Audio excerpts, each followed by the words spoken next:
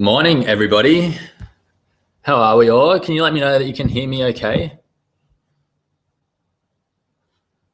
Let's, all right.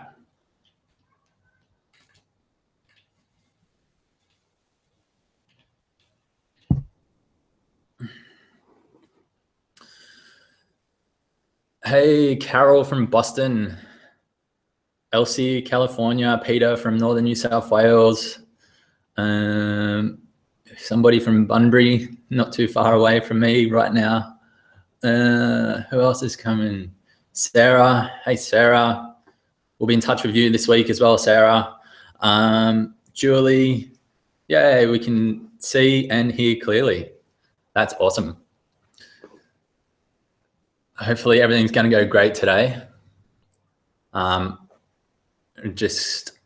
Wow, we've got quite a lot of people tuning in live, so I'm excited for this. You know, we've got over 800 people who are registered for these next 28 days, so I'm really excited. So while everyone's still coming in, let's get started, guys, because I've got no idea how long we're going to go for. I do have a presentation set up that is going to definitely step you through some important things you need to know. But I'm here for you guys. As long as you keep asking questions, I'll keep answering them. So I'm probably thinking closer to an hour and a half, possibly 2 hours, depending on how many questions you ask. And if you want to get through that quicker, let me know. But I really just want to provide as much valuable information as possible that I can to get you to not only transform your body and your mind and your spirit and your mental abilities over the next 28 days, but also to make sure that is long-term. Because right now, let me just type into Bernadette 1 second.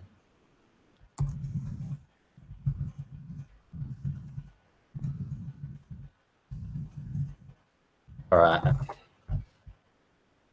So right now, like, I'm looking around to what other people are doing online, and I'm sure many of you guys have seen it. There's 5-day challenges coming up. There's 7-day challenges. There's 10-day challenges from a lot of different people at this time of the year.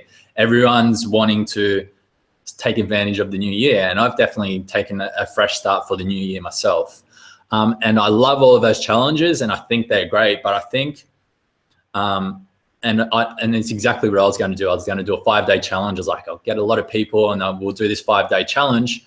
But I think, you know, where a lot of people struggle and where I really want to change the game and really just give as much information as possible is going from that time when you do, say, a 5-day juice fast, feel amazing, and then what do you do from there? Because a lot of people struggle in that transitional period of, okay, I'm healthy, now what? And they go back, some people will go back to their old ways, which, you know, I believe that with the right guidance and the right support and the right amount of time, you can actually transform those habits into creating them long-term.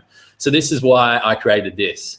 And I know that I could have charged $100, $200, $300 easily for the information I'm going to be giving away to you. But I just wanted to really make a stand in 2017 and help people transform their bodies and everything else for the year ahead, because I know the ripple effect that's going to happen from you guys right now transforming over this next 28 days into fasting. The ripple effect from that to your friends and your family and to those that you're going to share those results with is just going to be incredible. So today,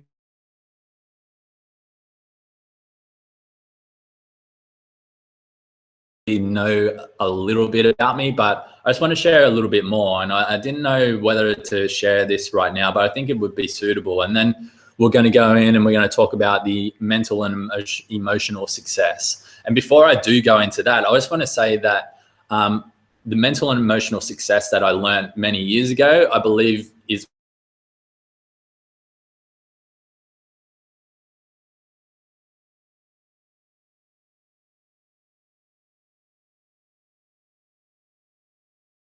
territory that possibly you haven't explored just yet. And, you know, the ancient cultures believe that we don't have anything else to learn because we've already learned it all. And it's possible that that is true. And maybe it's just the reawakening of something that we know on a truer truth type of level. But a little bit about me, like, you know, I've shared a lot about my story in my daily emails that many of you are subscribed to, but I think, you know, why am I on this journey? And I always ask myself, what am I here to do? Why am I on this journey? And I don't really seem to get, I always get different answers, I guess I should say. And growing up, you know, I lived a pretty average life. My mum and dad did the best they could. We didn't have a great deal of money, but we weren't super poor either.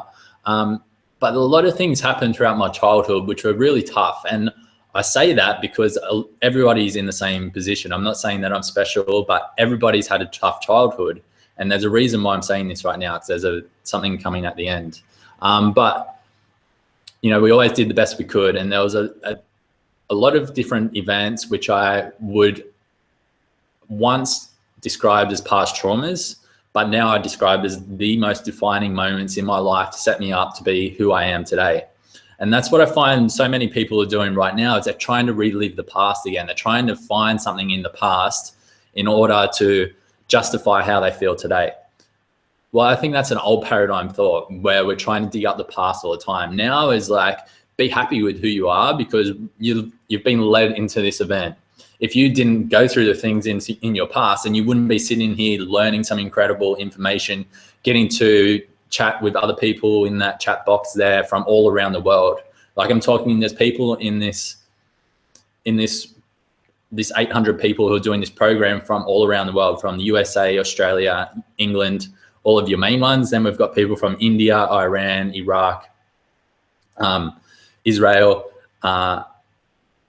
everywhere else in between. I can't even think of Spain was another one that popped up. And I love that because in my belief, we're all brothers and sisters of this earth. We're not like, you know, I don't believe in splitting people up as to be different people. We're all each other's brothers and sisters. And that's going to come in a little later as well. But this, so all of these certain moments in my life led me to living a pretty tough life for a little while. When I was, I would say 13, possibly 14, right up until my early 20s, I had the worst skin in the world. You probably can't, you wouldn't be able to notice it now, but acne was super bad for me, and that really took a big toll on my life. A lot of the reasons why I used to be really, I used to hide behind people, basically. I used to sit in the back of the class, keep my head down, not really speak to anyone. I was sort of in the popular group, but then sort of out of it as well. And, you know, in big groups, I wouldn't really speak up that much because I was so insecure about the acne that I had on my face. Now, when I turned 15, so heading towards 16 years old, I was introduced into alcohol. As you know, many of us do find in that sort of age range, and that was my escape. Like that, in that moment, nothing else mattered. I could finally escape the pain and the suffering that was coming from, you know, the bad skin that I did have. Nevertheless, that led to a pretty toxic few years, I guess you could say. And from, you know, 16 years old to right up to 23, led to a lot of drinking. Like, you know, as an underage, I was drinking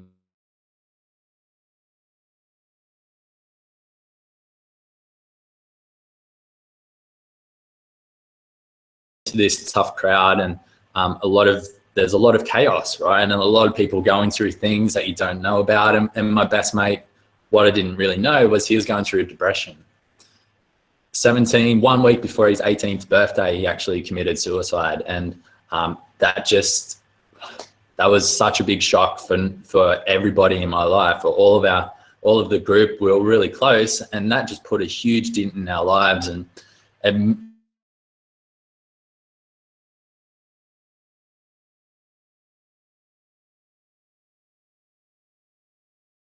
questions of life's short, then why don't we start doing something that's a little bit better for ourselves? But it went the opposite way. It's like, life's short, what else can we do to live in the moment today? And then that led to a lot of drug abuse as well. And it started with, you know, marijuana, and then pills.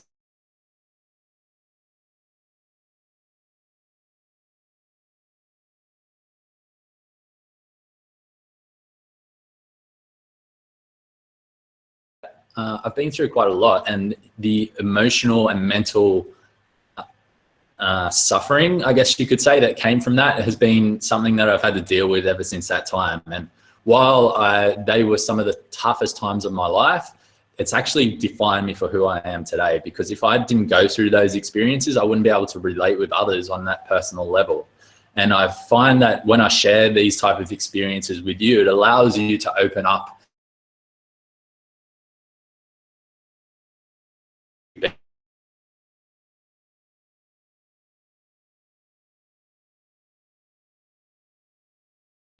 that has sometimes been the things that are true. It doesn't matter. It does matter to a certain degree. Suffering. Let me just try something.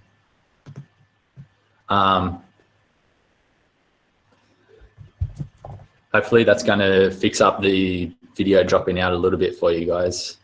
The recording should be good, I'm hoping. So how old am I now? So right now I'm 27 years old. So it's been over 10 years since I started that journey, and I haven't drunk anything or done any drugs for it's coming up to 2 and a bit years now. So two years of no drinking, about 3 years of no drugs, and that's been quite a great journey. And that's really the point of when everything switched. And you know, there's been other moments in my life, like a really heavy relationship breakup when I was 23. It sounds weird when I was 23, but it was really painful at the time, and that was another defining moment of my life that made me a better person. So all of these things, what I'm getting at is all of these things that lead you up to where you are right now, it doesn't have to be bad. It doesn't have to be something that's traumatic. It can be something that has been your biggest gift. So that's where I'm leading to right now. All of these scenarios that I've been through have been my biggest gifts in life. And if I didn't go through those things, then I wouldn't be who I am today. And that's what mental and emotional success really means for me, is redefining those moments in your life that may have been tough and you may still be holding on to, but redefining them in a way that you can love those parts of you. And then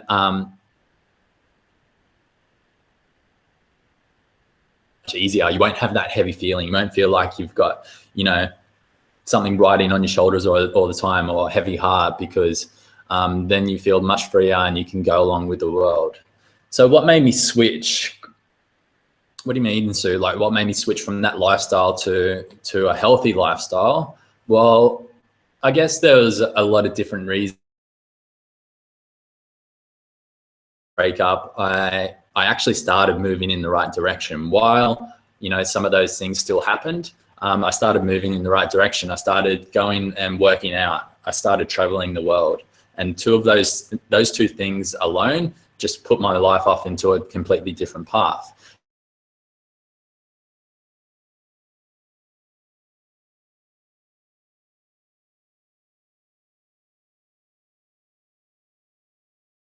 Because I hadn't dealt with, you know, got over that mental, emotional stuff from earlier, then when I started going off on that path of getting healthier, then that led to steroid abuse as well. So it's like this, it's this thing that if you don't clean up on one end and redefine what that was, it'll show up in a different way. So it went from, you know, party drugs to, you know, clearly looking at me now, I'm like a stick figure. I clearly don't do that anymore, but it's just another way that it showed up in my life, and I had to deal with that as well. So I guess the biggest thing though, and it's a common story that you hear from pretty much everyone, is you hit this rock bottom point, right? So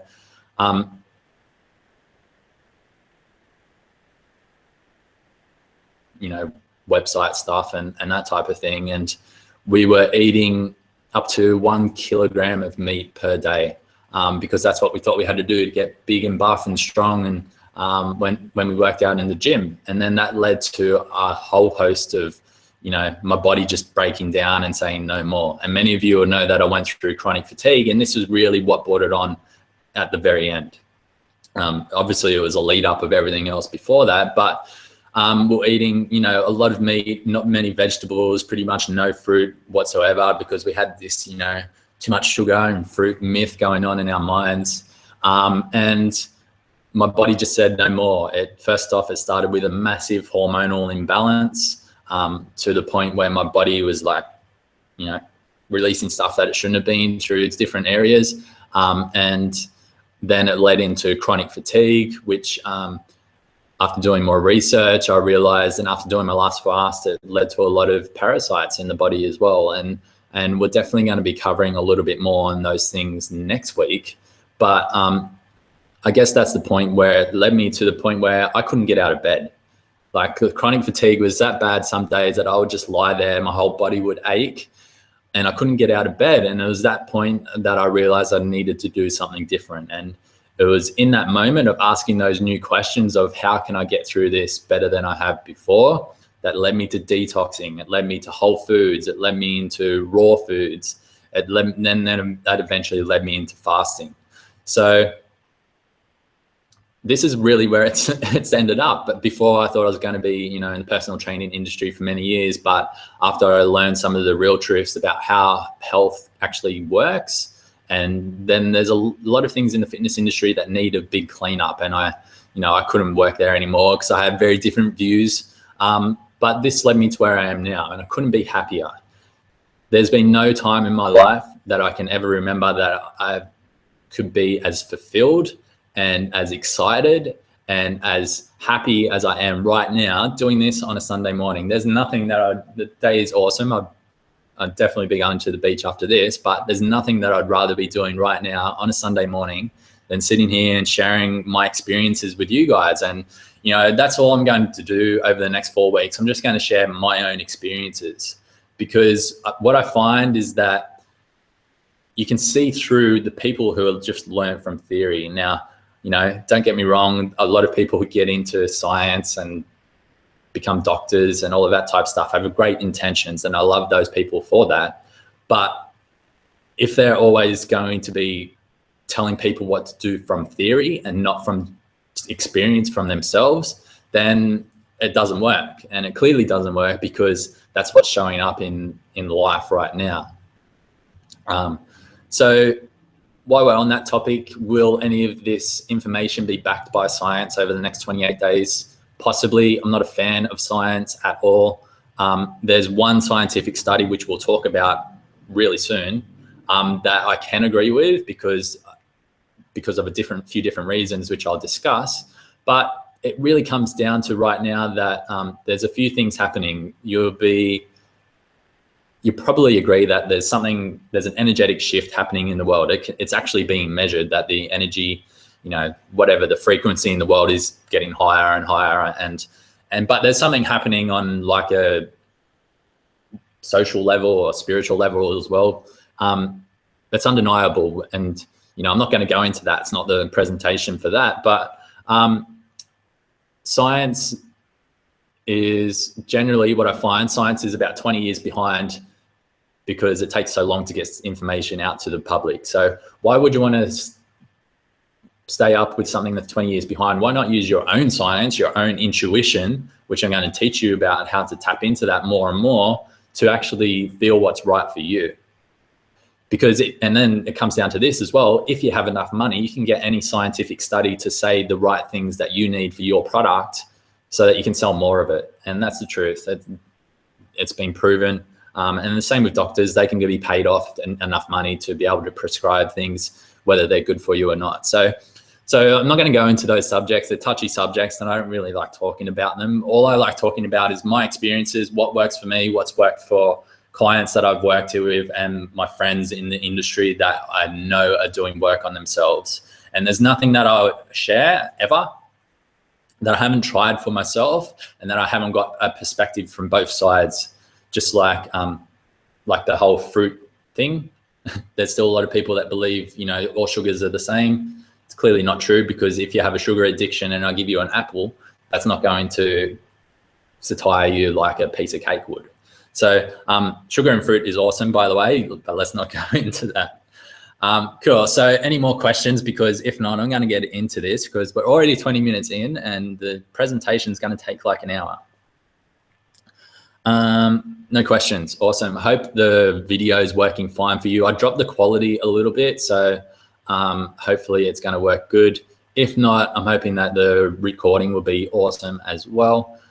but we've just got to do our best at the moment. Perth internet is pretty ordinary. All right, let's do this.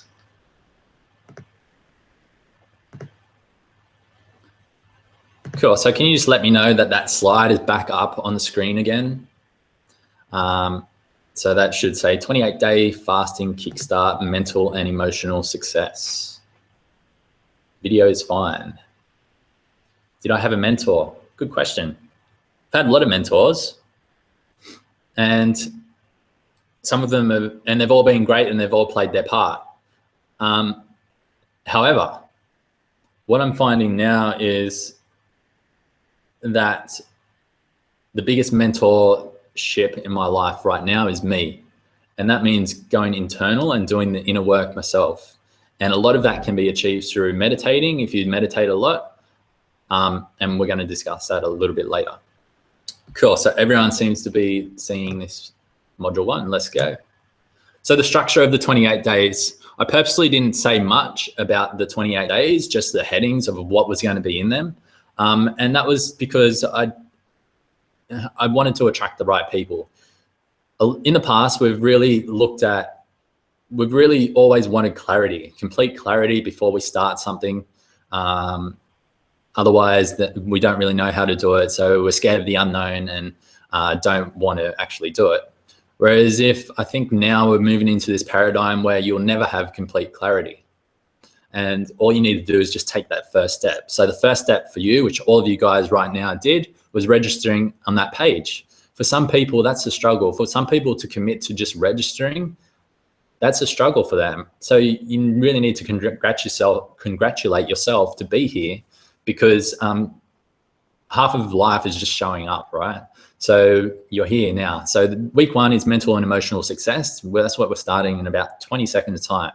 Week 2 is intermittent fasting. So this is where a lot of your eating habits will begin to change, or if you're not currently doing them already, and we'll talk more about those type of habits then.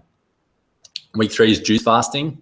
The day you start your juice fast will be different for everyone in this group. And we're going to talk about it at the end of today, just so that you can look at how you're going to fit that into your lifestyle. And then we're going to talk about week 4 is how to integrate your learnings into a lifestyle. And this is the part that was really important for me, because I've never, ever seen a course that will actually help you with this step. And I think that's the missing link. Now, I could be wrong. There's probably some out there, but I really wanted to enforce how to integrate your learnings into a lifestyle, because what's the point of actually doing something for 28 days and then going back to your old ways? You don't want to go back to that, that extra weight that you've putting on some more weight, or, being unhealthy again, having gut issues, being lethargic, having no energy. You just want to continue that lifestyle and keep getting better and better each and every time. So here we go. Now, this is the part that I said you'll need a pen and paper. For many of you, you probably have all of these things and more. For some of you, then you're going to have to buy a few things. So the first things first is a juicer. Now, I don't know where you are in your life right now and what you can commit to, but you just need to commit to whatever the best one you can.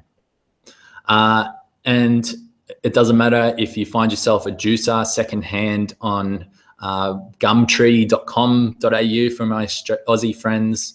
I guess Craigslist would be the similar one to you in USA. I don't really know anything else around the world, I'm sorry, but you can buy one secondhand for $10 or $20 if you need to. I don't care if your juicer is $10, $20, $50, $100, $1,000. It doesn't matter. Just get yourself a juicer, at least for the next 28 days. Better yet, here's something that if you don't have a juicer, I can almost guarantee that if you reach out to maybe 10 or 15 friends or family, at least one of them will have a juicer sitting in their cupboard that they haven't used at all, if ever, or at least haven't used for the last 12 to 18 months that you can probably have, or at least borrow for the next 28 days. Same thing with a blender. Even for me, obviously, we've worked with Fruity, so I do have a good juicer, but the blender, because I move around so much, I'm not committed to buying an awesome blender right now. I buy myself one for like $50 or $60 whenever I move to a new city, and then I just leave that behind or throw it in the bin if it's not working that great when I leave. It's not a huge deal for me. And it works fine. It doesn't matter to a certain degree. They all do the same thing. Some of them are definitely better than others, yes, but it doesn't matter if it's $5, $10, $50, $100, or $1,000. Just get the best one that you can, so that you have it over the next few weeks and beyond. You'll need some glass bottles and or jars to store juices in. Also to store in some water with the Himalayan salt in there. Also, Himalayan sea salt.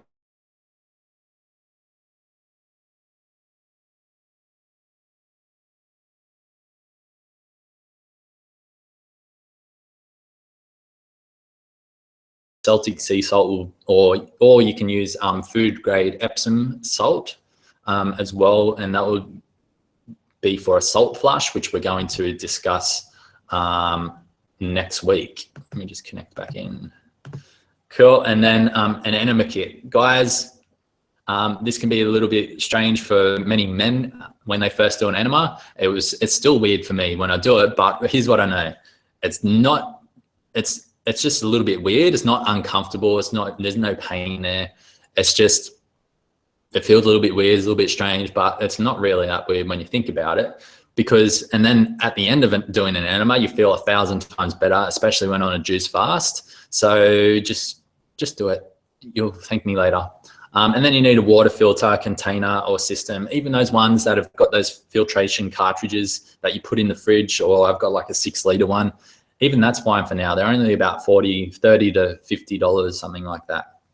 So these are the things that you'll need. All good. Everyone got that written down. You'll also see the recording. So if you don't have it written down, you can come back to it later. Oops. All right. Here's more things to write down. Must do. So 30 to 60 minutes of walking daily, preferably outdoors. Now, I appreciate that there's people from all around the world tuning in right now.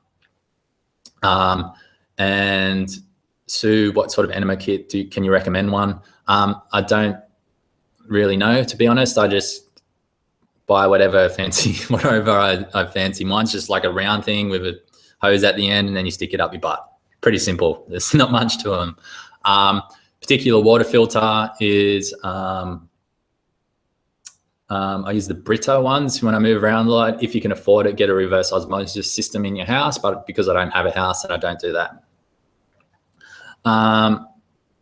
Cool. So back to what I was saying, 30 to 60 minutes of walking daily, preferably outdoors. So I appreciate that many of you are all around the world. In some places, it's probably snowing right now compared to our 30 degrees Celsius sunny day here in Perth, which is nice and warm. And then everything in between as well. Possibly it rains a lot where you are. So try and get outdoors if you can. If you can't, then I guess a treadmill, although it's not greatly ideal. Short of that, if you don't have any of those, then skipping with a jump rope. And you'd probably only need to do 10 to 15 minutes of that, which will be equivalent to 30 to 60 minutes of walking daily. But that'll help wake up your body and, at least get a lot of the benefits that walking would get you as well. So this is the only exercise that I'm recommending that you do over the next 28 days, 30 to 60 minutes of walking. If you can't do 30 minutes in one go, then do 2 15-minute walks. And then you can build up. By the time you get to 28 days, if you're doing that every single day, then you will be able to walk 60 minutes. And I promise you that. If you are someone who works out all the time or does exercise, does yoga, that type of stuff, then great. We'll talk about exercise when it comes to a juice fast. You might want to reduce that a little bit, but at a minimum, all you need to do is just 30 to 60 minutes of walking daily. Pretty simple. Cool. 100% plant-based whole foods nutrition. Pretty self-explanatory now. I don't really need to explain that to any of you guys. Daily meditation, we'll touch on meditation at the end of today. I'm not going to tell you all about it like I did for my last meditation masterclass, but it's something that I find really important, especially right now, especially on a 28-day program like this. Drinking lots of water. So we're going to be, swimming is a great one. Drinking lots of water. We'll cover that next week, how much is ideal. But for now, if you're not drinking that much, and you'll know if you're not, then just drink a little bit more. If you're, generally for me, about 3 to 4 liters is good, is a good intake for me daily. Preferably get out in the sun daily. Again, that comes to where you're living right now. And then as of today, all you're going to be thinking about is trying to get as close as you can to eating between 12 p.m. to 8 p.m. daily. And we'll touch on that at the end as well. Must nots. This is really important. And there's no ifs, buts, or maybes about this section. No alcohol or any of those things. No processed foods. No food with preservatives, additives, chemicals, pretty much anything on the label that you don't know what that means, or if it has a number next to it, you don't want to eat it. No sleeping in air-conditioned room. This one, I might give you a little bit of a but when it comes to if it's really hot or really cold. If it is one of those extremes, then if you're sleeping with air conditioning on, try and crack the window for at least for the night, or have a ceiling fan or a pedestal fan blowing, just so it keeps the air moving around, because dead air that doesn't move is the secret killer of many conditions out there. No carcinogenic makeups, perfumes, and body products. If you're buying sort of the mainstream ones, then it's highly likely that you'll have all of those in there.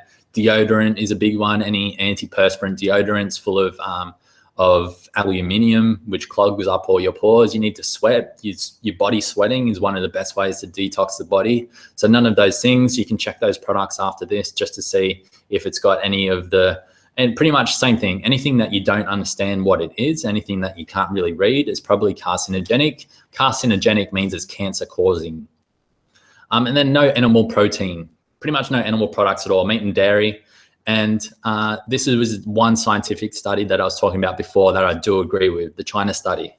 So no animal protein, that includes things like bone broths. I don't agree with that at all. While it's probably better than chewing your meat, it's definitely still meat. And if you are sitting on the fence about this type of stuff, then read the China study. So I know many studies that I've read, they talk about doing studies on mice or animals, or maybe 100 people, 1,000 people, even 10,000 people with some of the largest studies. The China study was led by, written by Dr. T. Colin Campbell. Over 40 years, they studied 900 million people. Now, that's almost 1 billion people. That's a lot of people, right? So wouldn't it make sense that the research findings that they found, it's possible that it's pretty damn true for most people, because that's like 1/6 or 1/7 of the world that they've studied. Not only that, it was over 40 years. So it's not just a short-term 1 year or 2 year study. That's 40 years of data that they've got to come up with these things. So what they found is that if you have more than 5% of animal protein in your diet, then it basically, I'm not a scientific person. I don't read that much, and I try and dumb things down as much as possible. So here's my version of it. If you have more than 5% or maybe it was 7% of animal protein in your diet, you're almost guaranteed to get one or more of these things: cancer, tumors, heart disease, diabetes, and obesity. What happens is that it activates IGF-1 in the liver, which is the growth, I believe, the growth hormone for things like cancer and tumors. So basically, if your body is toxic and you have a lot of animal protein, then that's feeding the thing that makes your tumors and cancer and all of those things become more prevalent in the body and grow and get bigger and faster.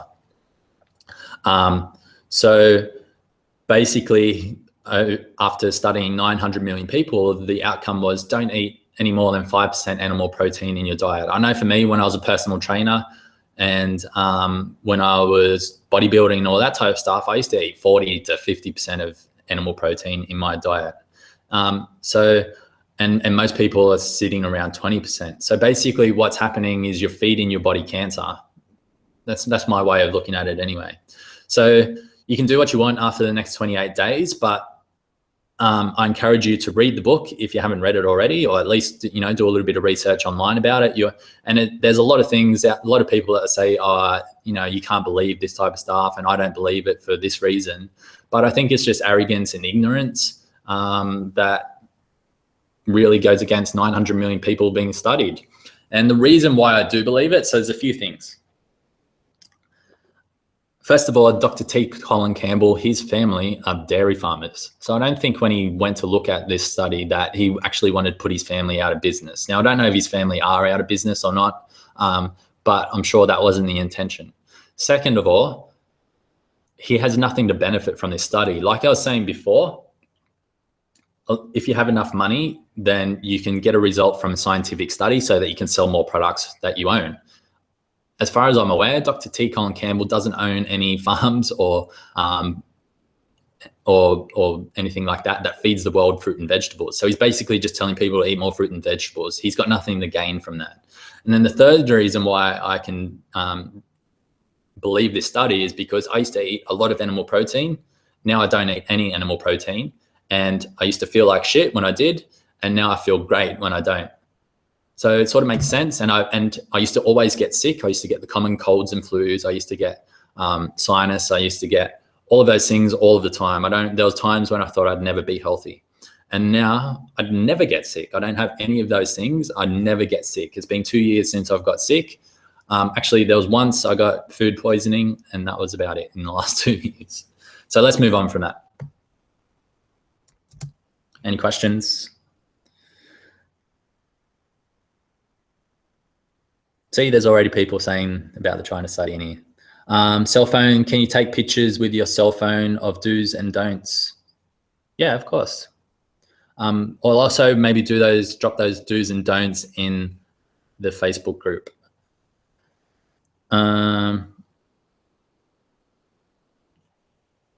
Swimming's a great one. Cool.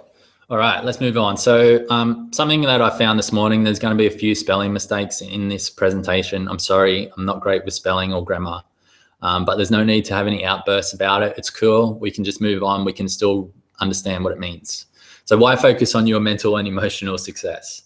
Today, we live in the ADD generation with so much stimulation at the tip of our senses every single moment of each day.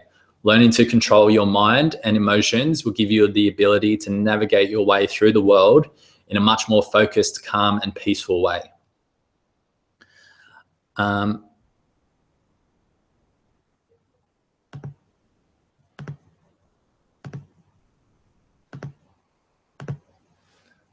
Seems to be a bit of a problem with the internet today. I'm not sure why that is, but I'm trying to get the screen as good as possible. So if you follow these steps, you'll say goodbye to fear and anxiety and sadness. There will be no more emotional outbursts that will occur at the drop of a hat. Your empathy towards others will increase, which is super important right now. We need more empathy in this world. The communication in the relationships around you will be better, and these things will create a happier, fulfilling life.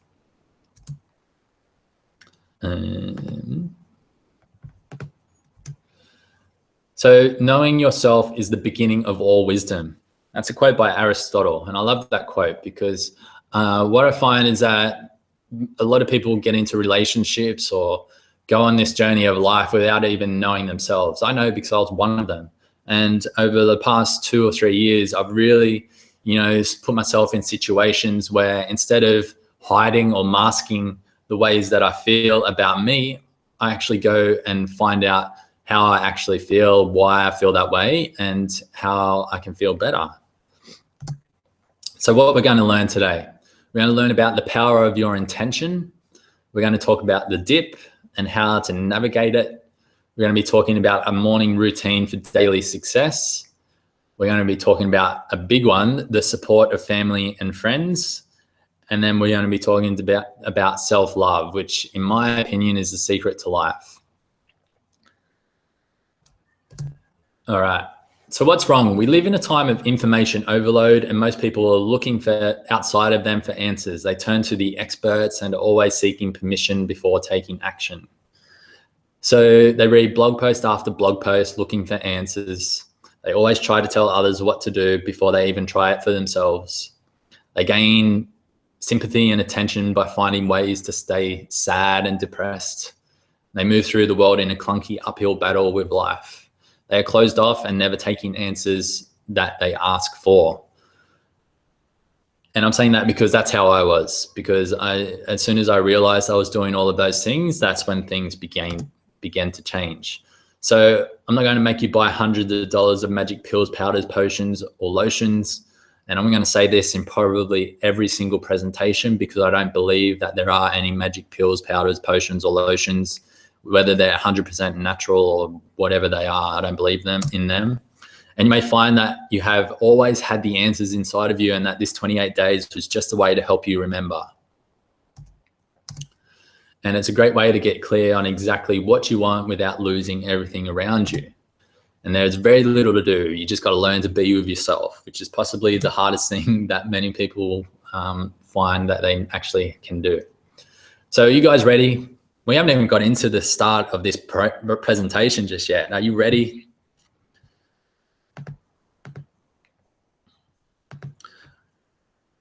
Since I know there's a bit of a delay, I'm just going to grab a quick drink because my throat's a little dry.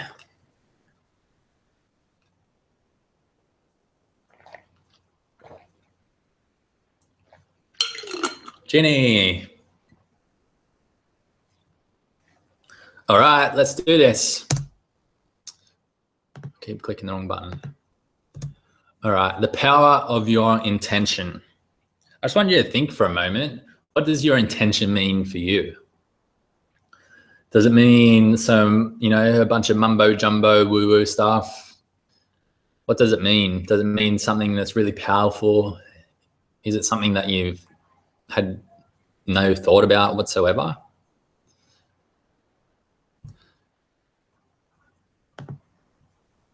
Cool. So here's my thoughts on the power of the intention. And we're going to be talking about old beliefs and paradigms, and then new beliefs and paradigms. And the mainstream Western society wants us to think that our intention is a bunch of mumbo jumbo, spiritual woo-woo stuff, where in fact our intention has the power to move mountains. For thousands of years, some may say hundreds of thousands of years, ancient cultures have believed that the intentions that we hold are some of the most powerful things that we can use. And I guess your intention is so powerful that whatever you believe it to be would actually be true. So if you believe that your intention is weak, then that is exactly what you'll get, because your intention is that strong.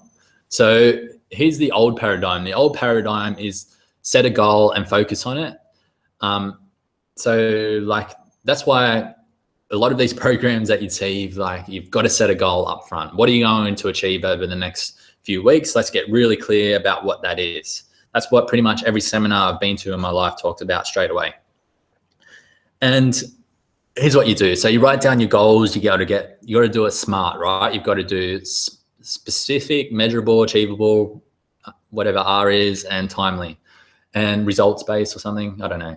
And then you've got to write that down on a piece of paper. And then when you get home, what I want you to do is put it up on the wall with a big piece of cardboard and stick a bunch of stuff on there, and then see that every single morning and focus on it every single day. Now, I don't know about you, but that's pretty tiring for me. I know that when I did it for about 5 days. And then after that, I never looked at it again. And it was just heavy. It was that heavy feeling of always setting goals. And most of the time I never achieved my goals anyway. And that just made me feel like shit. And then, but no matter who it was, they said, you got to set goals. You got to set goals. And I don't know, for me, it's just heavy. Sure, I've achieved a lot of goals in my life, and I didn't have a goal, then I probably wouldn't have achieved them, but it just felt heavy, and there's got to be a better way. And I think that's the old paradigm. The old paradigm, like all things evolve, our health is evolving, the way we live is evolving. I think if goal setting needs to evolve, and the new evolution, in my opinion, is setting an intention and then letting it go. So let's talk about how we can actually do that. So how to set an intention. One, you need to realize that the life you live and the intentions you make are gifts. I know for me, the biggest thing that has changed in the past 2 years is that I absolutely love my life. There is nothing that puts me down. I've had relationships in the past couple of years that I thought I was really into, and then, for whatever reason, they didn't work out. In the past, I would have felt really bad about that, but it was more of like that relationship was really great. I grew from that. It didn't work out exactly how we were thinking it was going to, but it was fine. And there was absolutely, I'm just like, life's a gift. What's next? I'm always looking forward to what's next.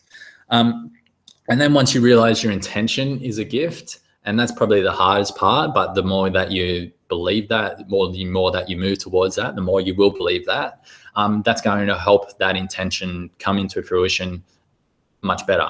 So what's step number 2? Step 2 is to set your intention. So how do you set an intention, Mitch? Here you ask. So you want to see, hear, and feel how it serves you and the higher purpose of humanity. And co-creation with the higher purpose of humanity is essential right now.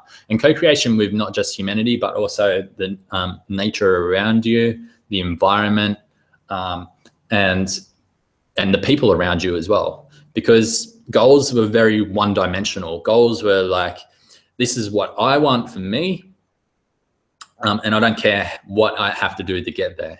Whereas I think the intention involves a multi-dimensional approach. So how do you see that? How do you hear that? How do you feel that on all the layers of your being? So let's take 28 days. What's your intention for your 28 days? It might be to lose 5 kilograms. While that's a great goal, and I definitely think that's highly possible, what else is that going to give you? How are you going to feel about that? So if you're going to lose 5 kilograms, how are you going to feel? First of all, you're going to feel lighter.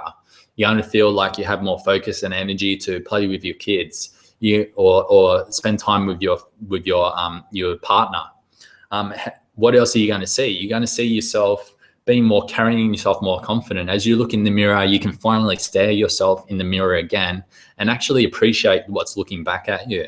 What are you going to hear around you? You're going to hear people, saying how inspired they are to live to go on their own health journey, and how that you're inspiring them to take action for themselves. So see how this, and then that's a win for everybody, right? So if you're inspiring those around you, you're spending more time with loved ones, then that's raising not only the way that you feel about yourself, but it's raising the way others see you and the way that they interact with the world as well. So that's what I mean to the higher purpose of humanity. I don't mean, we're not going to get too spiritual and that type of stuff in this by saying that, but that's all I mean. And when you can actually begin to co-create with those and the things around you, that's when the greatest shifts happen, not physically, but internally. And that's when your values change, and that's when everything just becomes easier. I don't know why it becomes easier, but it just does. And then you'll stop doing your yo-yo dieting. You'll stop, jumping from program to program, and you'll finally find within you the answers that you knew were always there. Next step is let go of how it shows up in your life. So like with goals, we used to set these goals, and then they used to teach us to break down the goals into micro goals, and then break those micro goals into even smaller goals, and then you've got to be doing this every single day to reach that goal. That's just way too tiring for me. Letting go of how it shows up in your life sounds like my sort of thing. So who cares how it shows up? So your intention will allow things to show up exactly how it should, and it's not necessarily how you want it to. And you just got to trust that everything that is showing up in your life is for a reason. Like for me, when I moved to Perth last year, I thought everything was going to be really fine. Things would go really smoothly for my business. But then I ended up at this point where I had to make a few decisions that I never thought I'd have to make. And at that point, it allowed me to ask clearer questions of, what do I want with my life? What is my message that I'm trying to share?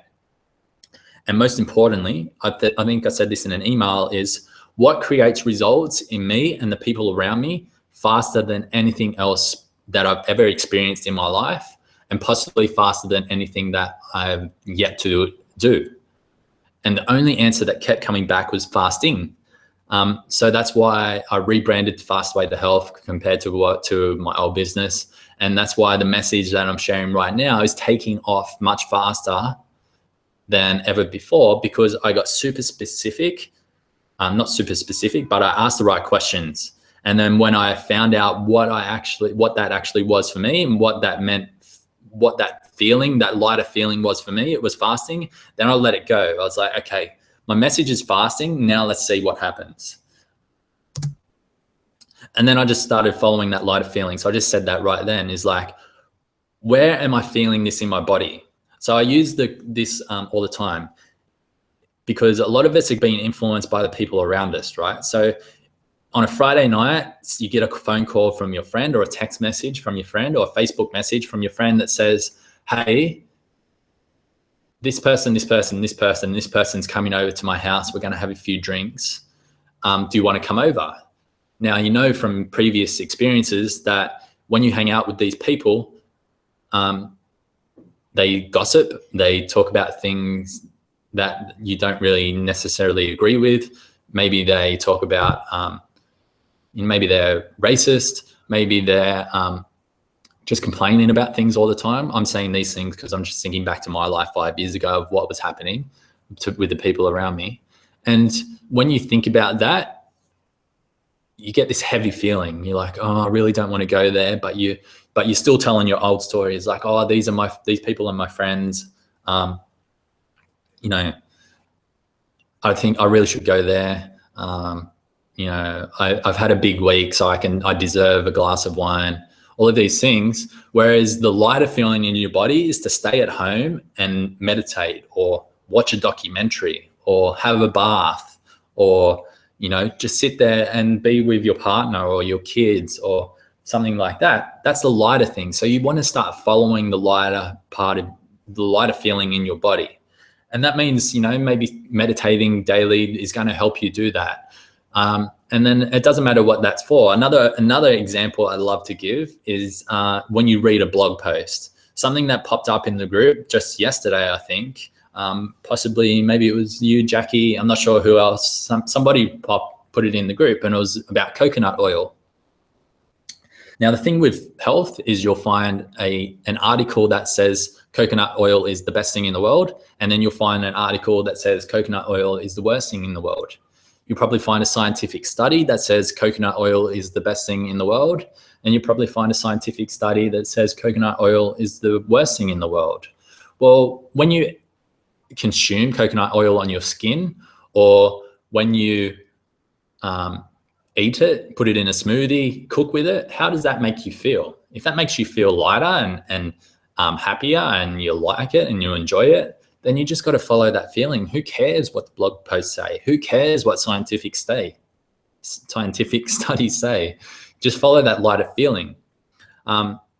This is possibly the most important slide of today's presentation, and I'm probably say that 5 times, but when you start following that lighter feeling in your body, so dropping into your heart, not into your mind, that's when things start to change. And then you just got to keep taking action.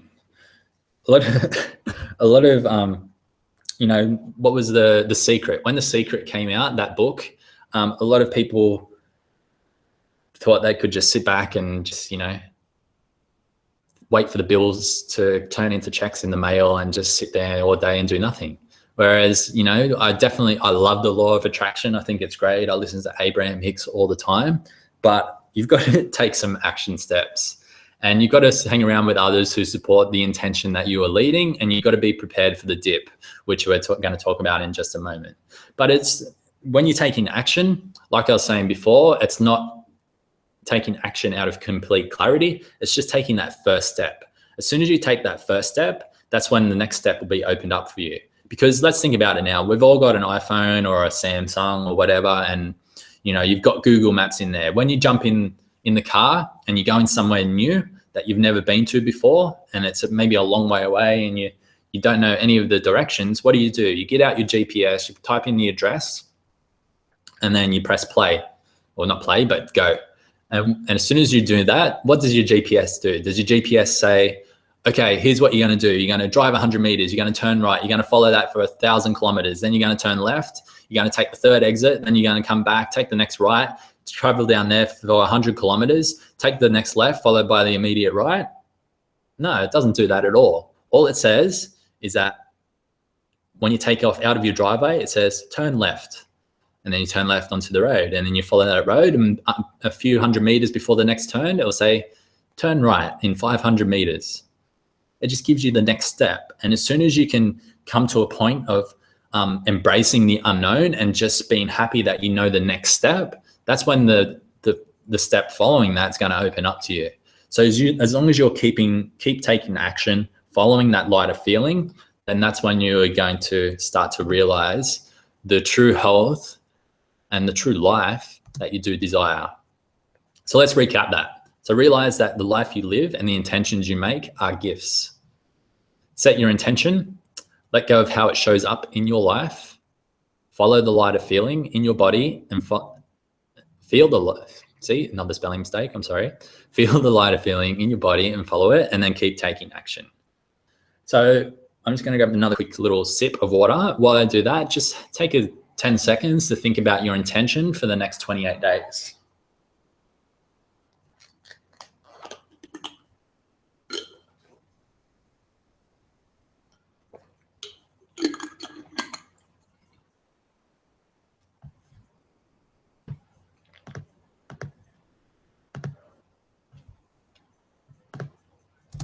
All right, let's talk about the dip. So because you guys are into health, I'm not sure if you would have heard of Seth Godin or read the book. It's more of a business or a commerce type book. But in the dip, he talks about a woodpecker can tap 20 times on 1,000 trees and get nowhere, but stay busy. Or he can tap 20,000 times on one tree and get dinner. So while this is related to business, see how this dip in this picture. So this is like the journey that you go on, right? So you start off at this point and like you go up really fast. You get some really good results. You see the weight dropping off the scales. You're feeling more energetic, getting up to this top of this dip, this high point here on the hill. And then all of a sudden you start to plateau. And I have my own opinions as to why that happens. And then that plateau creates a lot of pain in your life, and it becomes harder and harder and harder. And then that brings you into the dip. So that dip is that point, in my opinion, where if you push through it, usually it leads to a much greater high afterwards. But most people tend to actually collapse at the dip. They actually get consumed by the dip. So let's talk about it. So most people start out on a program and see some initial results in the first week or two, but then they see nothing for 4 weeks, so they think it's not worth working.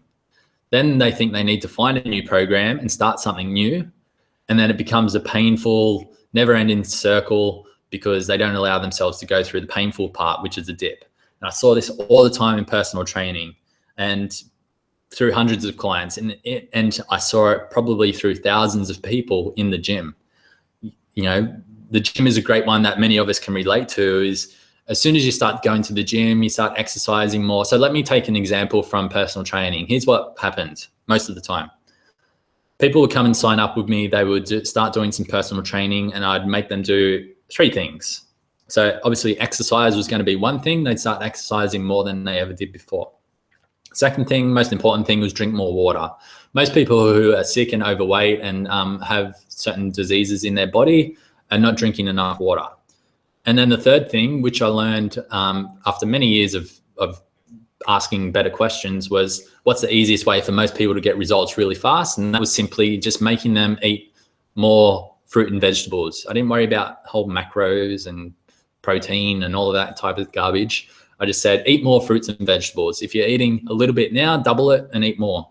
So here's what happened. In the first week, maybe 2 weeks, they would have more energy. They'd probably lose, depending on how overweight they were, 2 to 3 to 4 kilograms.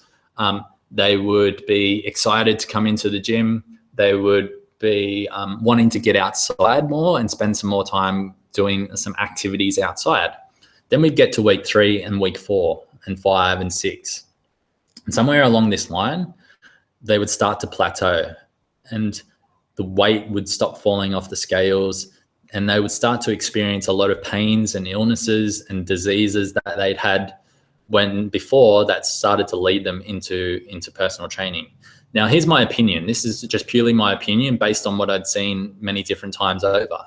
When you start feeding your body with and giving your body that self-care that it desires, that's when your body can start to go to work. Now, it doesn't just mean that it's going to start, getting rid of excess weight or giving you just more energy. When your body starts to get the nutrients it needs and the time and space and the water and all of those things that it needs, it starts to detox the body. As the body starts to detox, then it starts to use those nutritious resources to heal the body.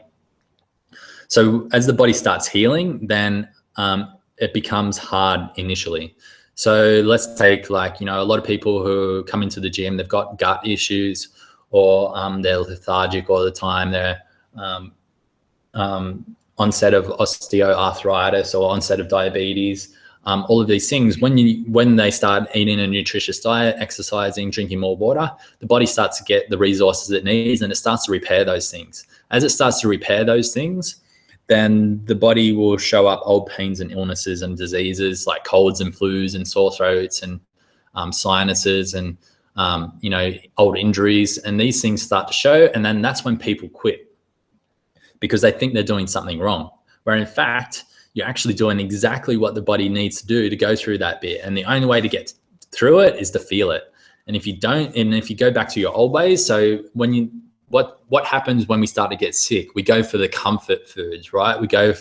I know when I was sick, when I was little, mum used to give me lemonade and Vegemite on toast. Many of you overseas probably never tasted Vegemite, but I used to love it as a kid. So let's look at what's in those two things. First of all, lemonade, full of refined sugar. So when I got sick, I'd be feeding my body with more sickness. And then in Vegemite, I've got no idea what Vegemite is, but I know it's definitely not whole foods. It's just a bunch of chemicals and additives and all of that type of stuff. And then bread as well, or toast. And that's full of, more additives and chemicals and preservatives, and probably full of heavy metals from the way that they make the bread, which is, probably the reason why a lot of people have gluten issues. So when we're sick, we go back to how we were when we were comfortable. And even though the pain of being overweight and not exercising was there for a lot of these people that came to see me in the gym, that was something that they were aware of. That's something that was sort of within their comfort zone. Whereas these new pains that they were experiencing, these detox symptoms, they were something that they'd never experienced before, or not in a long time anyway. So they didn't know how to take it. They didn't know what was going to happen. So they went back into their old ways, and then that led them back into not coming into the gym anymore. And then 6 months down the track, they'd feel so bad about themselves. They'd find a new program because the one that I showed them didn't work. And they'd do that program. The same thing would happen 3 weeks in. And then that's why you get on these yo-yo diets. That's why it's just this painful, never-ending circle. That's my opinion anyway. So how to get through it? Like we're just saying in the last section, is just take one step, any step, at a tiny step at a time.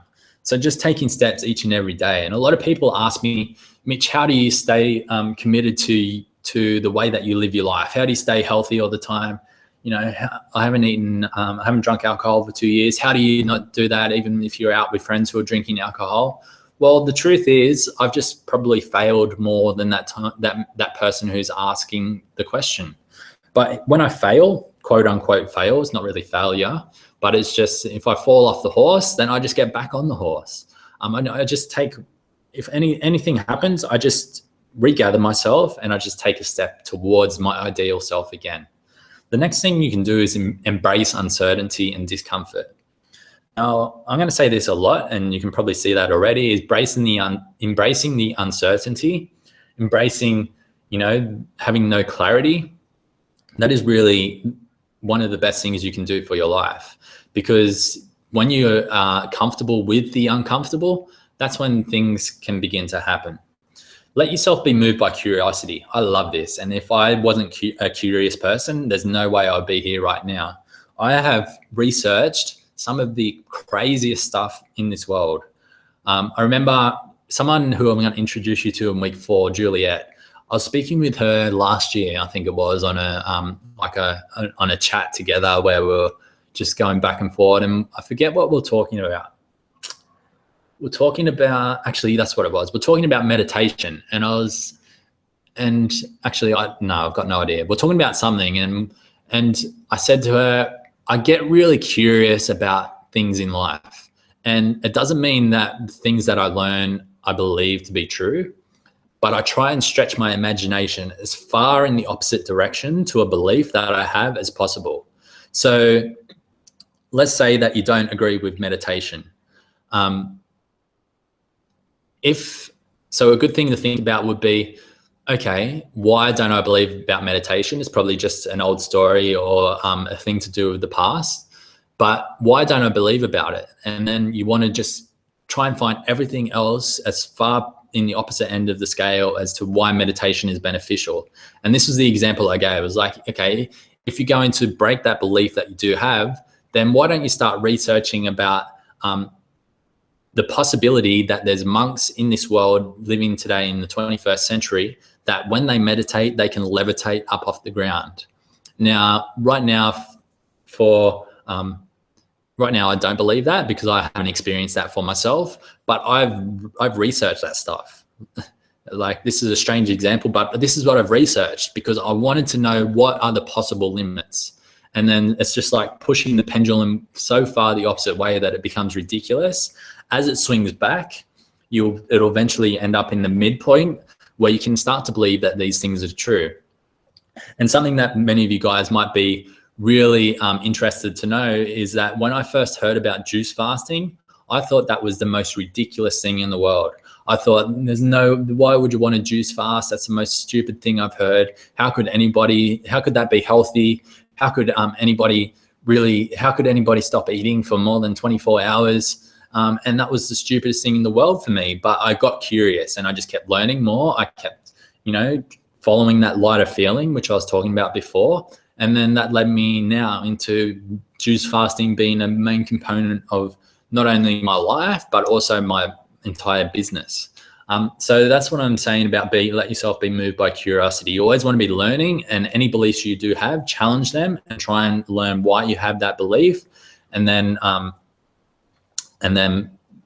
see if it changes. And it's okay if it doesn't change as well. Maybe your belief is what you keep believing, but at least you learn both sides of the story. And then ask yourself, which is more important? The reason for doing this project, comfort. And we touched on that before, it all comes back to what's comfortable. Our brains are trying to keep us in this comfortable place because it's safe, and our brains do a great job at keeping us safe. And it's when we actually, move away from that comfortable feeling that we do begin to grow. That's why for me, I've put myself in a lot of different situations that I've been so uncomfortable with. I've talked to strangers on the street. I've done stand-up comedy. I've jumped out of a plane twice. I've bungee jumped from 100 meters. I move around to new cities that I've never been to before, who I don't know anybody in. I travel alone. I'm always looking to put myself into these places of discomfort because I know that's where I'm going to grow. It's like that quote that you always see floating around on motivational website is like, just outside your comfort zone is where the growth happens, or something like that. And then finally, the only way to get through it is to feel it. The only way to get through the dip is to feel it, is to feel all of those pains and illnesses and emotions and feelings and everything that comes up. You just got to feel it, and it's okay. It's fine. All right. Let me just check in with the comments. What have we got? See you, Daniela. Just catch the recording later. Thought that about fasting and researched it. It's the fear of the unknown. Very true. Regarding what we need, can we do colonics instead of enemas? Yeah, go for it. Definitely. Cool. Let's keep moving. All right. A morning routine for success. I'm sure many of you guys have morning routines right now, which is awesome. So this is more of a reminder. If you do have one, if you don't have one, then now would be a great time to get one. And I think, you know, a morning routine is great for everybody. Why? At the simplest level, I think that it helps you to overcome procrastination for the day ahead. I think it helps you be a more positive and healthier person. And I think it helps set you up for a successful, let me start that again, sets you up for success each day. So for me, over the past 5 years, I've had a lot of different morning routines. And maybe I say that next, do I? No, I don't. So I've had a lot of different morning routines, and there's no right or wrong. So that's the good part about this bit. There's no right or wrong. There's no good or bad. It's just whatever feels good for you in the moment, and it helps you get off to a good day ahead. So something that hasn't changed actually for the past 5 years is I make my bed every day. And I actually thought about that this morning. There's like just having that small win of pulling the covers up and putting some pillows on top of my bed makes it look really nice and clean. Then it's a good start for the day ahead. Secondly, the morning routine gives you a few wins for the day. It gives you some momentum for the rest of the day ahead. And your morning routine could be 10 minutes long, it could be 30 minutes long, it could be an hour long. It doesn't really matter. So my routine last year, it used to be I'd wake up, I'd drink 1 liter of water, and then I would meditate for 15 minutes. Then I would do, I would wake up, stand up, do some stretching, do like some waking up all the joints in my body. And then I'd do the 5 Tibetan rites. That changed this year because I neglected my flexibility a lot last year. So I wanted to integrate yoga into my morning routine because I used to always make excuses to not do yoga. So here's what I knew. Because I'd been doing a morning routine so long, when I integrated yoga into my morning routine, I no longer had the excuses that I used to give for not doing yoga. So that's why when I put yoga into my morning routine, I haven't missed a day of yoga since starting that. And it's been incredible. While I'm still not flexible at all just yet, I'm definitely getting better. And not only that, I feel amazing every single morning when I wake up. So your morning routine will evolve and it will change over time. And that's fine. And it doesn't matter how much you change it. I probably change mine maybe 1 to 3 or 4 times per year. Not that much. I'm a creature of habit, so I stick to a morning routine quite a lot. So first, let's look at what keeps you from sticking to good habits and routines. Like we keep saying, it's easier to go back to the old ones. Fear of failure. A lot of people have fear of failure, but even with morning routines, this would probably be the perfect way for you to start to overcome that fear.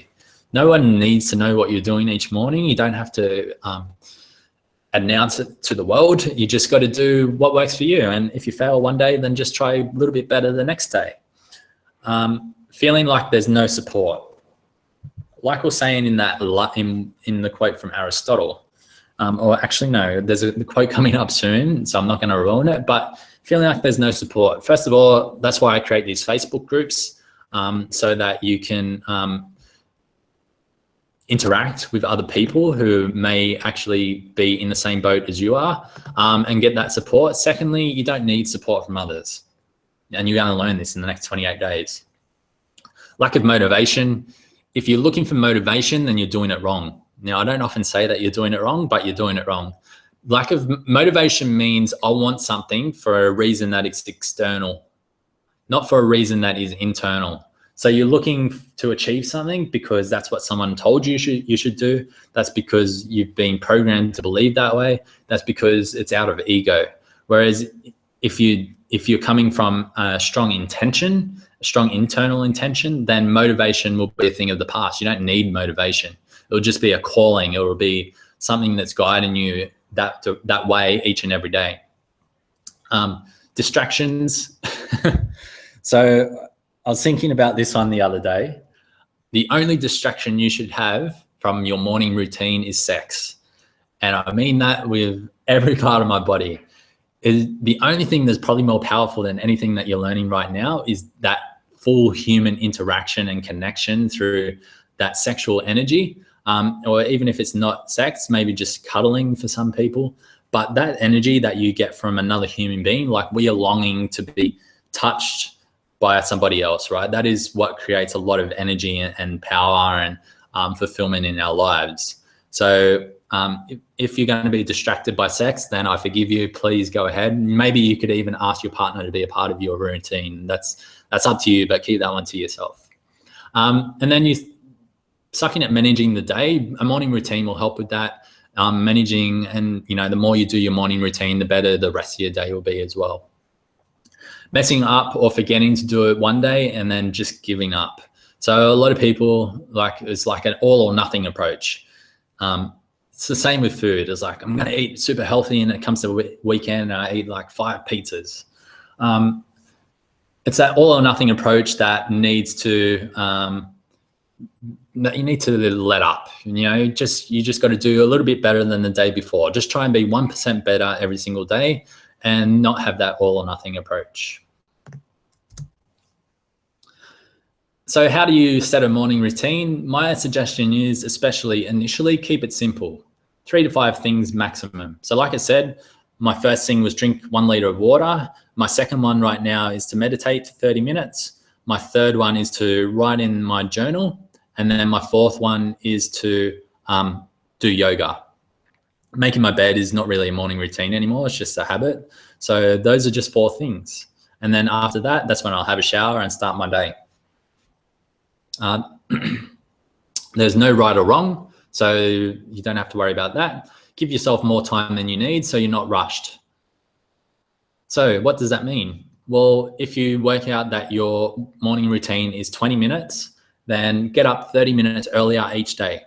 So you might say, Mitch, I can't get up 30 minutes early. I already wake up really early in the morning. I'll be tired. Well, it's really simple. You can still get the same amount of sleep. Just go to bed 30 minutes earlier the night before, and then you still get the same amount of sleep. So you don't want to rush yourself. Give yourself more time than you needed in case certain things pop up. I do yoga from a YouTube video each morning. So it's something that might pop up. It might take 5 minutes to work out the internet because something might be going wrong each morning, or get out my hard drive that has a backup yoga video on there instead. And then realize that it may change over time. Be okay with that. You don't have to do something because someone else tells you to do it. And then set the intention the night before. We already know how powerful our intention is. So here's a few ideas. Now you can come back to this one later, but take 10 seconds just while I grab another drink to think about some ideas for your morning routine over this next 28 days. Because we are starting a new program, then it's possible that you may want to start a new morning routine. Because variety is the spice of life, right? And like I say, a new morning routine is as good as a holiday. That's the first time I've ever said that, by the way.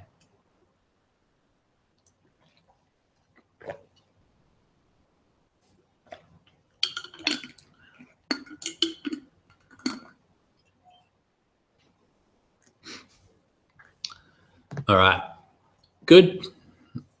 Any questions? There's a bit of a delay, like I said, so let's keep moving forward. Oh, we've got to wrap up. So let's wrap this up. Your morning routine gives you a win for the start of the day. This creates momentum for the rest of the day to give you the greatest chances of a great day. Looks like it's going to be a great day. All right, appreciation grid. So look up Abraham Hicks. That's where I got that one from. So it's basically just being appreciative of everything in your life right now. And you just go on this rampage of, I appreciate the roof over my head. I appreciate the bed that I just slept in. I appreciate the sun outside. I appreciate my family. I appreciate this, appreciate that. It's really cool. It just gets you in the flow for the day. All right. Yeah, I'll repost the morning routine as well, or the ideas. Cool. Supportive family and friends. Now, many of you would have emailed me during the summit saying what your #1 struggle was. And I think, I received possibly 1,000, maybe more than 1,000 of emails of people who, coffee. Lucy, coffee is okay this week. We'll discuss that more next week. supportive family and friends. So supportive family and friends in the environment you're in came up more times within those 1,000 or so emails than any other topic. And it's such an important one. And it's something that I have discussed with a lot of people. I always like to ask people about this type of thing. And my views have changed a lot over the last 5 years. And I think, like everything, it evolves depending on where you are right now. So this is the quote that I was going to tell you just before. No one is free who has not obtained the empire of himself. No man is free who cannot command himself. So we are always looking for validation or support or opinions of those around us. And that's normal because we like to get love from those people around us, and we trust those people most of the time. But when you start to go on a path of getting healthy and doing something that's not been that's not normally shown up in your family, or getting healthy, starting a business, moving to a new city, taking a job that your family don't agree with, all these things that people around you start to be unsupportive. Well, so that's how you perceive them to be. And it's not really that at all, in my opinion. A lot of, here's what I have a problem with. A lot of books you read on personal development and that type of stuff will tell you that when people around you are unsupportive, that's a reflection of how they feel, that they are insecure with themselves, and that they so that they're insecure and that they are jealous of the way that you live your life. If you see that, then my belief is that's a reflection of you. So you're actually projecting that onto those people because that needs to reflect back to you in that certain way. And why I'm saying this, because I used to have those beliefs. I was like, I need to get away from these people because they don't appreciate me for who I am and what I want to do in my life, and they're judging me, and it's just because they're insecure and don't want to live a happier life. Well, that doesn't give you any control over your life at all. That gives all the power to them. What if the way people were looking at you, or you perceived the way that people were looking at you, was nothing but an inner reflection? And as soon as you change that reflection of yourself, then everything else around you changes. Because I used to have a hard time going back home after I left Newcastle for family occasions like Christmas and birthdays and that type of stuff. That used to be tough for me because my perception at that time was people judge me for leading a life that I live. People are judging me for wanting to, create a business that I can that I'm fulfilled with, and living a life of my dreams.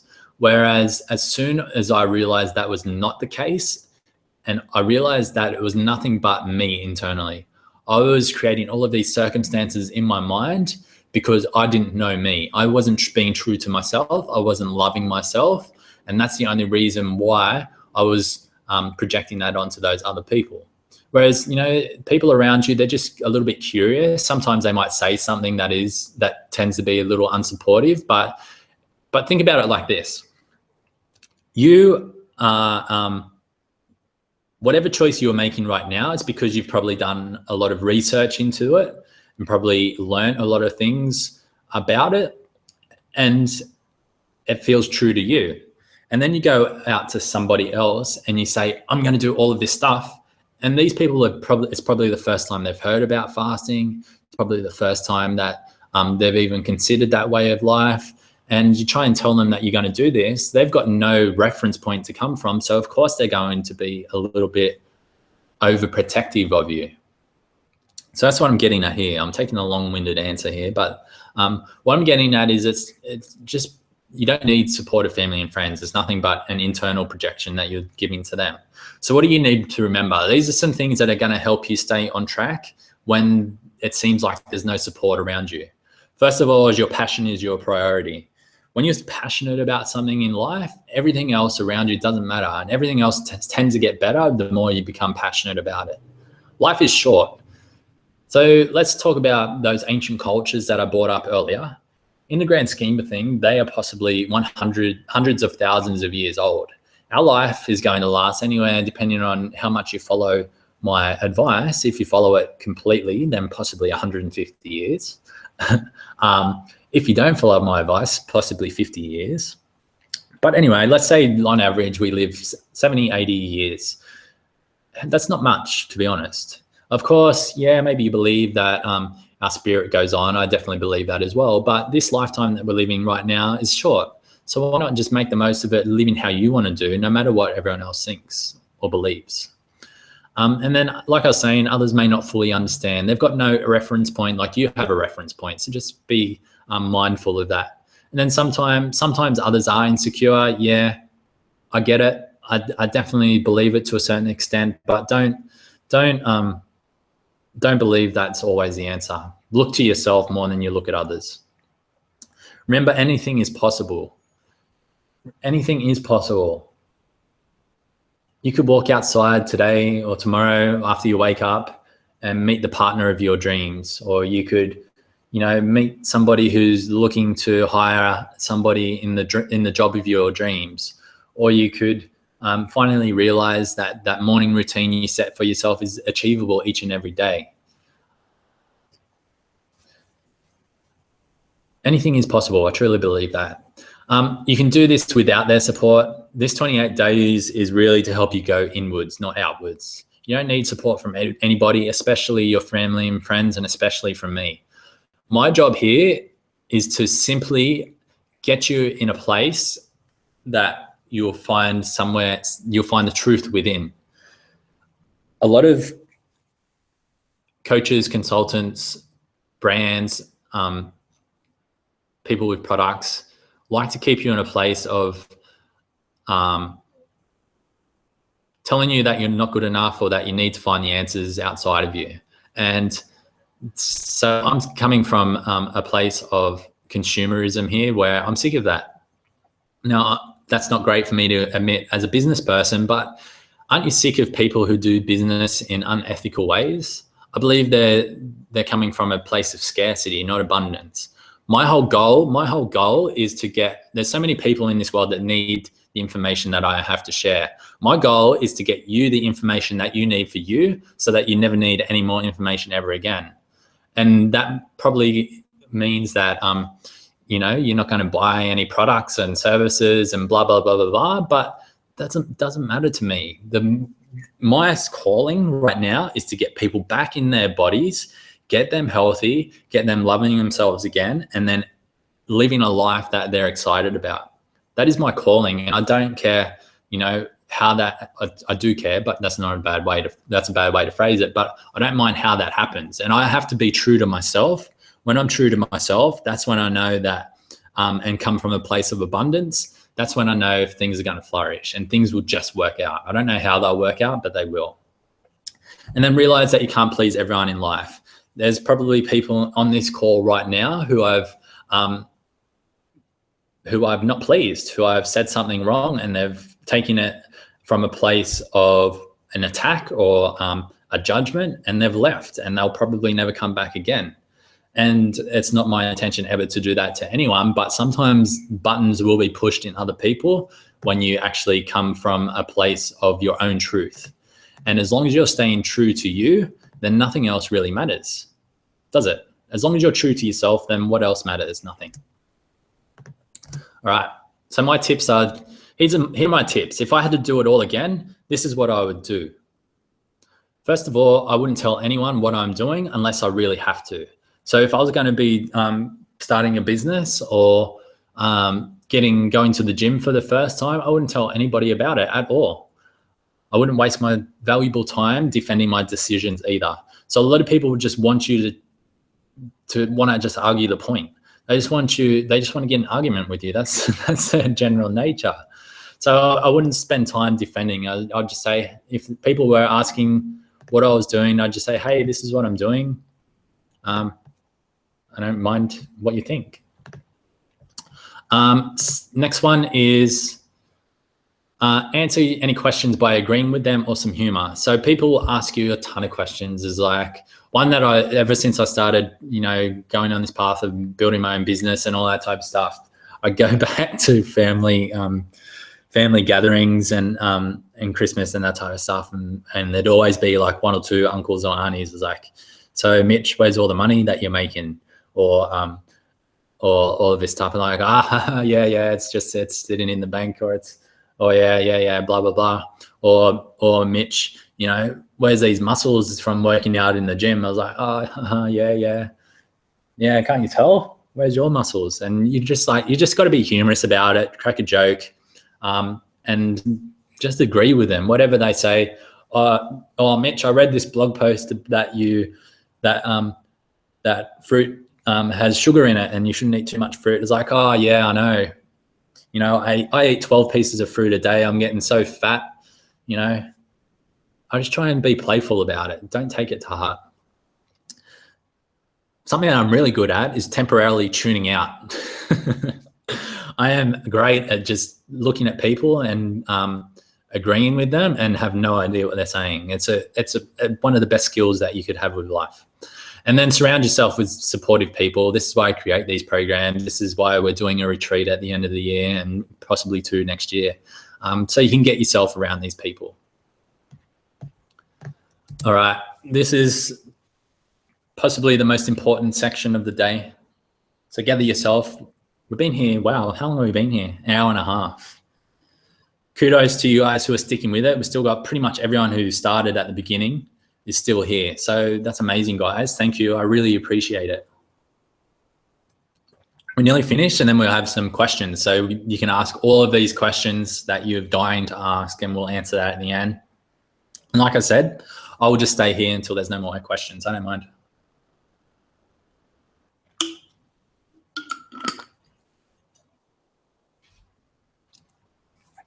Self-love, the secret to life. I've become a bit of a Rumi fan, and I like a lot of different quotes by Rumi. And one of them is, your task is not to seek for love, but merely to seek barriers within yourself that you have built against it. Because my opinion is that we are always seeking our body, our innate feeling, how can I explain this? Our body is innately seeking love and appreciation and well-being. That's probably the best way to say it. Our body is always seeking well-being every single moment of the day. And the reason we get sick and full of illness and have these negative emotions is because we are building barriers to stop that. So your body is not against you. Your body is for you. Your body is always trying to create more life and abundance within you and within your life. And we are just building up these barriers daily from the beliefs that we get from our childhood, from experiences that we have throughout the day, from past relationships and past hurts, from times of abandonment and loneliness and sadness. We're building these barriers, and these barriers are the things that are stopping us from this self-love and the well-being that we deserve. So why is self-love so important? Because you can't give what you don't have. That is such an important statement. You can't give what you don't have. You're always giving to someone or something, especially as you can see from the comments, about 70 to 80, maybe 85% of the people in my following are women. So while I'm not a woman, I've worked with enough women over the past 3 years to try and relate as much as possible to the experiences and to the thoughts that happen in their mind. And women especially, women are the healers of humanity, right? They're the wisdom keepers. They're the ones that look after us. They're the ones that bring us into life. Whether you're male or female, you've had a mother who's brought you into this lifetime. And women have a deep attachment to family and to looking after those around them, that motherly instinct. But what I find is you can't give what you don't have. So wouldn't it make sense that you need to fill your own cup before you fill the cup of your partner or your kids or your grandkids? And that way your life's going to become not just your life, but their life is going to become so much more abundant as well. And the only way I was able to evolve was to become self-obsessed. I went on an absolute mission to fall deeply and unconditionally in love with myself. And it turns out that this mission is never ending. And the deeper I fall in love with myself, the bigger and better I can show up for the rest of the world. So if I didn't love myself, I wouldn't have love to give to each and every one of you during this next 28 days in order for you to do your best over the next 28 days, because there will be times when you'll be challenged. During my water fast, just last 2 weeks ago or whatever it was, there was a time when I questioned everything.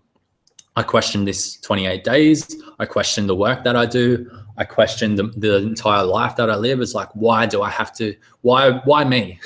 Why am I the one that chose this life? Why do I have to make it so hard sometimes?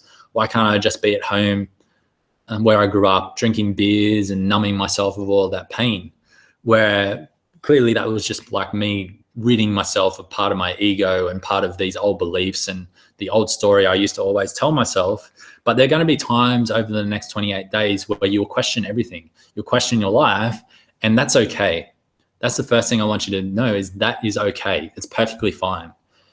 And it's the love that will be coming from this group. Each and every one of us will be projecting out a lot of love over the next 28 days. And whether you believe it or not, we are all attached. We are all connected in some sort of a way. And the co-creation that's going to happen in this group, and the connection and the alchemy and the symbiotic effect and the synchronicities that happen in this world through each and every 800 people doing this program will allow you to get through those personal experiences.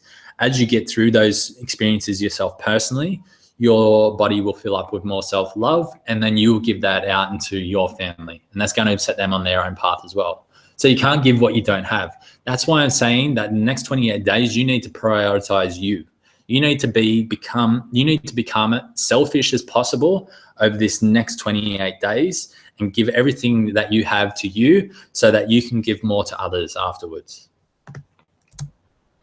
So how do you do that? First of all, develop a play mindset at work and day to day. When you develop this at play mindset, everything else changes. We get so caught up in wanting to do things the right way. And one thing, let me say this, I don't want to offend anybody right now with what I'm about to say, because I know there will be a lot of people who live this certain lifestyle.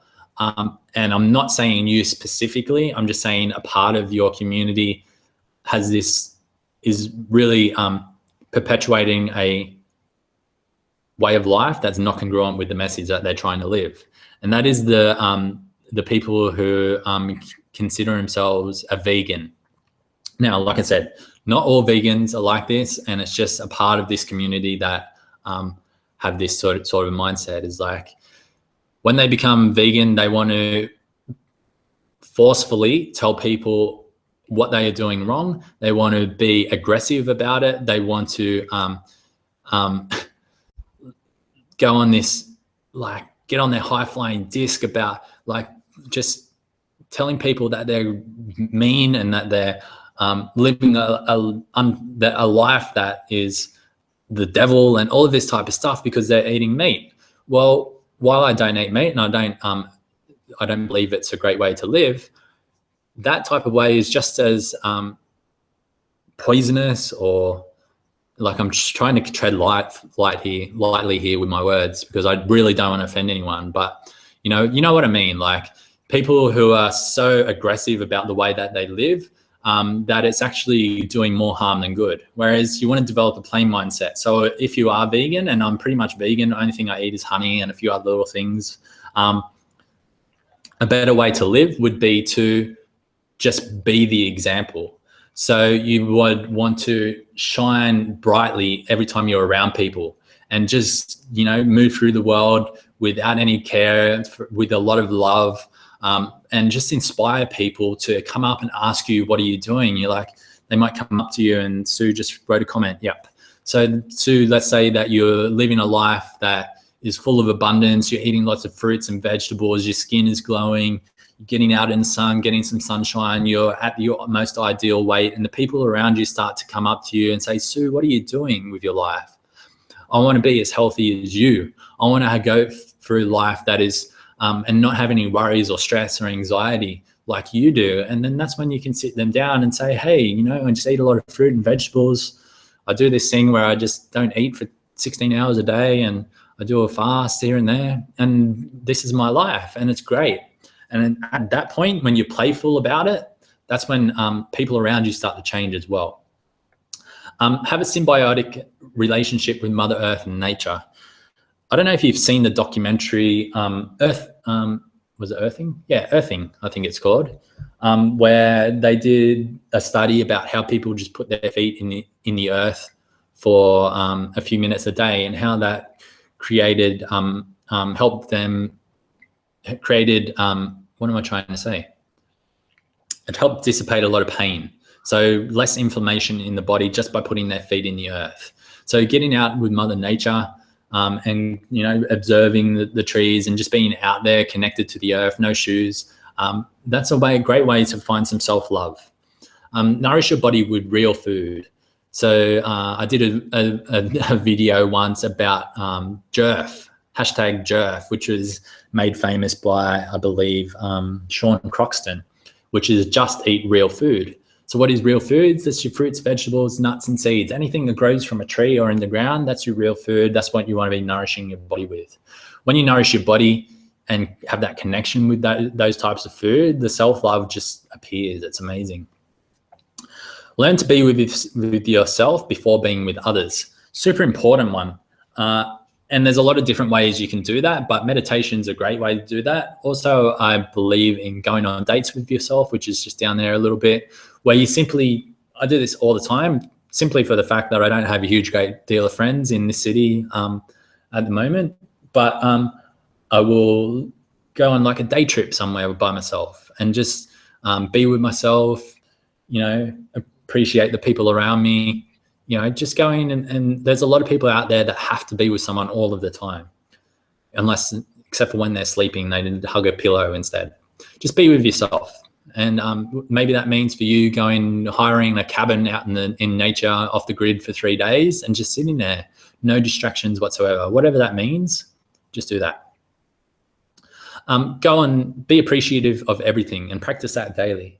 I look outside and I've got this massive, beautiful tree that grows just outside. It drops these little nuts right now during the summertime on the ground, and the roots of the tree are humongous, and it's sort of, the tree grows straight up even though it's on the side of the hill. And I think it's just beautiful. And I appreciate looking at that tree every single day. For me, that holds a lot of inner strength and inner guidance and a lot of wisdom. That is what that tree means for me. And I'm appreciative of that because it reminds me that I need to live my life that way, of inner strength and power and guide and whatever else I said, wisdom. But then I'm appreciative as I walk in the morning. I'm appreciative of the wind or the rain or the sunshine, whatever's out on that day. I'm appreciative of the birds singing in the trees. I'm appreciative of the people walking next to me. I'm appreciative of everything that happens in my life. And even if you don't believe it at the start, just start saying it, and then something happens and you start to actually become genuinely appreciative of it. Go on dates with yourself. I just said that. And then observe and reflect. I love observing and reflecting, and we don't take a lot of time to do that. Some of the greatest learnings and realizations that I have had from fasting has been after observing and reflecting back on those fasts 7, 14, 21 days afterwards. I'm still pulling learnings from my water fast that I did over Christmas time right now, a week or two later. Observing the people around you. I learn a lot about people that I use with coaching clients when I coach them, you know, through my 3-month program or however else, or in retreats. When I learn a lot just from observing people in a day-to-day life. It helps me get a perspective on what people are actually doing and how I can relate to them. So you learn a lot from the people around you, and you learn a lot from observing and reflecting of those things around you, but also with yourself. And then finally, like Abraham Hicks or Esther Hicks says, is follow your bliss. And that comes back to that lighter feeling in your body. What's those light feelings? Where are they leading you? What is your bliss? For me, my bliss is simple. It used to be super complicated and it used to involve a lot of material things. Right now, my bliss is really simple. It is having good quality food to eat on a daily basis. It is having great conversations like these ones, or speaking with people with summits, or my friends that I do have, my heart-based, conscious living friends that I can have great conversations with, or clients. I have some great conversations with clients I work with as well, which is an incredible gift for me. So great food, great conversations, great experiences. For me, experiences means engulfing myself into a city or a culture. So that's why I move around a lot. Like a couple of years ago, I lived in Thailand. Now I lived on the Gold Coast, Newcastle, Sydney. Now I'm in Perth. Later this year, I'm living in Bali for a little while. Then I'll probably live in maybe just out of Melbourne for a little while after that. These are the experiences that are important to me. Also, those experiences I talked to you about before, like that push my comfort zone. So like stand-up comedy, skydiving, bungee jumping, all of those things. So good food, good relationships and conversations, good experiences, and then a deep connection with myself. That's my bliss. And the deep connection with myself comes from the work that I do and the way that I choose to live my life, and the things that I choose to worry about, which I don't choose to worry about anything.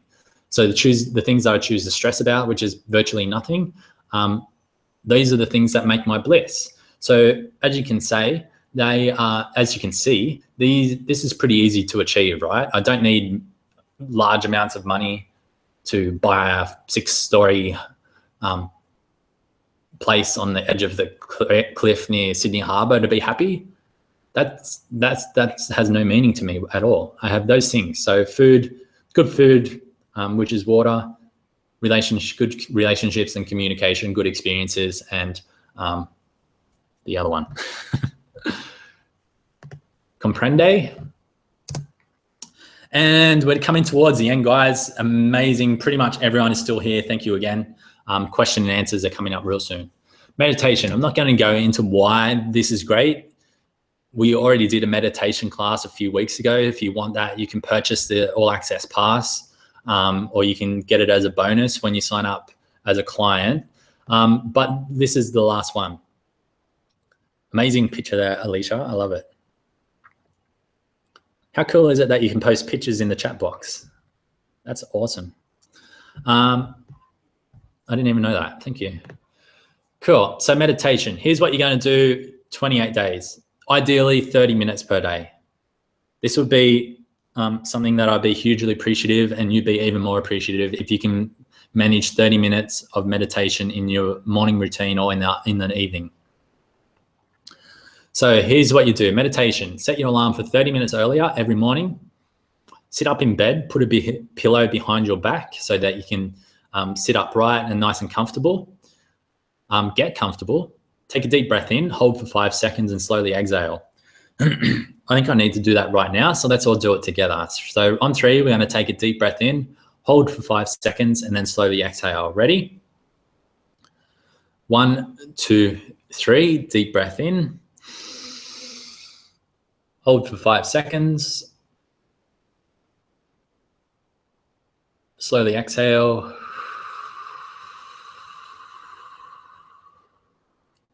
Let's do one more of them. Deep breath in. Hold for 5 seconds. And slowly exhale.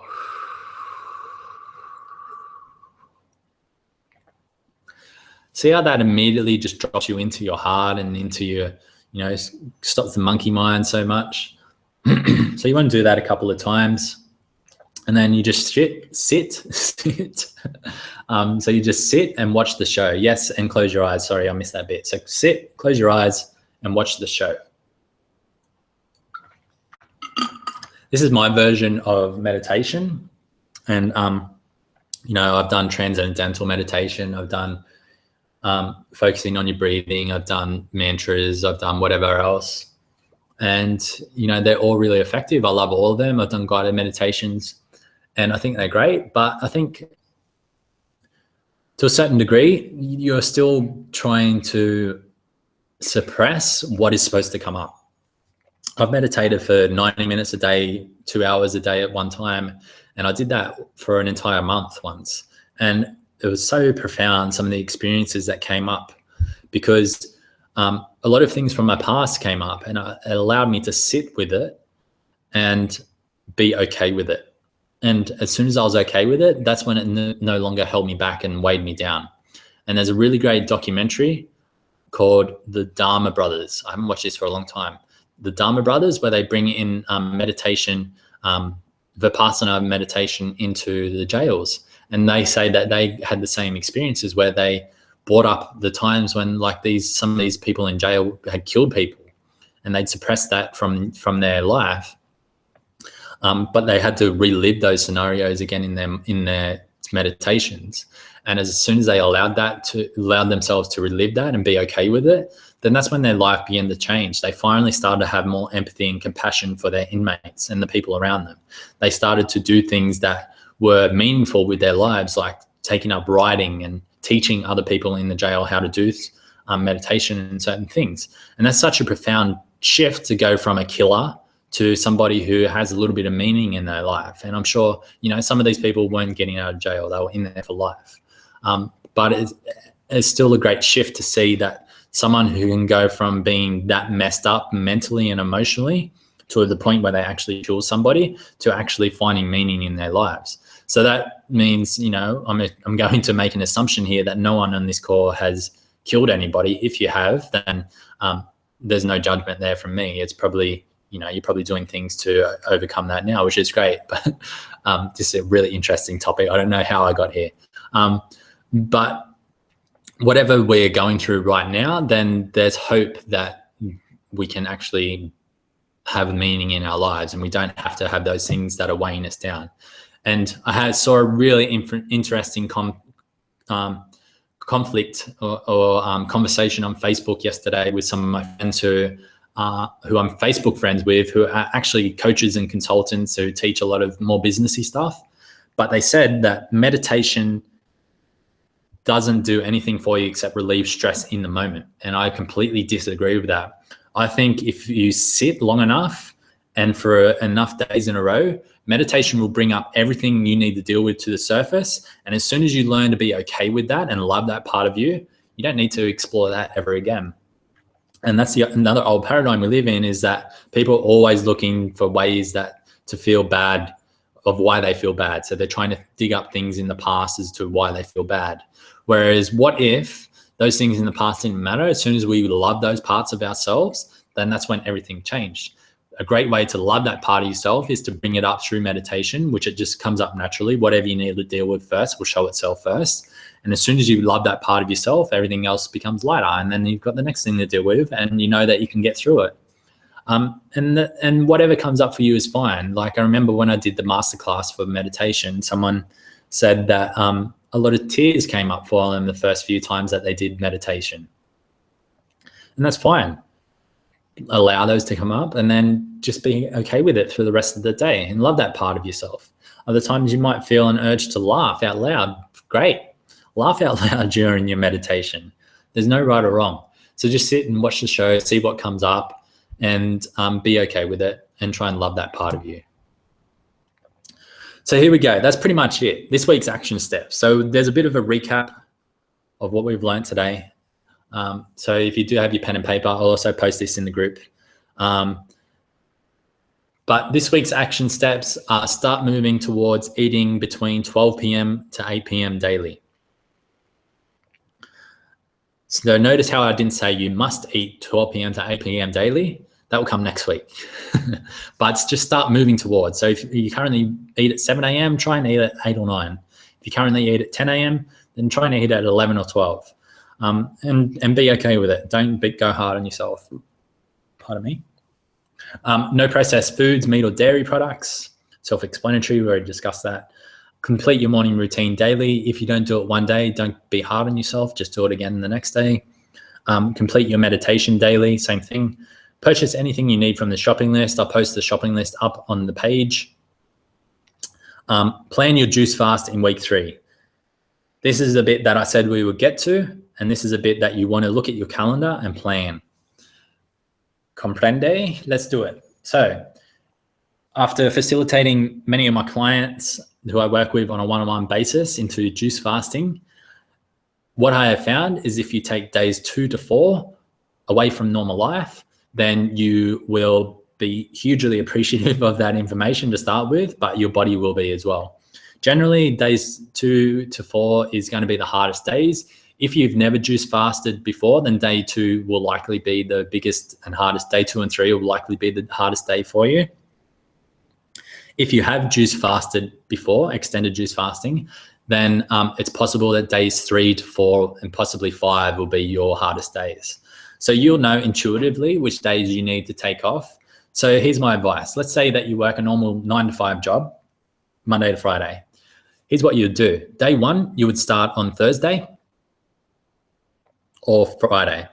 And then you would either take a sickie or you would take a holiday day on Friday or Monday so that you can have 3 days off in a row. Kim, no eggs for the next 28 days. I do eat eggs, but for the next 28 days, no eggs. You can have them afterwards. So back to the juice fast. So 3 days in a row. So they give you sickies to use because people get sick. So after this 28 days, if you continue this lifestyle, you'll never get sick again. I can virtually guarantee it. Even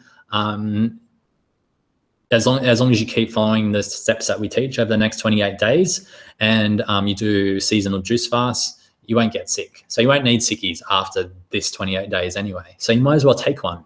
That's what they give them to you for. You're like, oh, but I feel bad. I'll be, my boss doesn't have many people. Well, that's his problem. It's not your problem. Or maybe you're running your own business.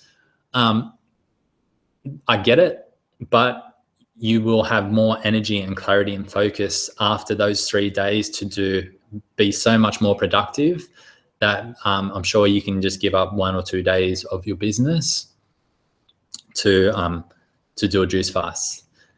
Maybe it's a good time to hire someone, or maybe it's a good time to just get a temporary person in to reply to emails or orders or whatever. So plan that. While you do that, I'm just going to be back in just a moment and start posting some questions. We've got about probably 5 or 6 more slides to go, but start posting some questions so I can see them coming through. I'll be back in just a second, just getting more water.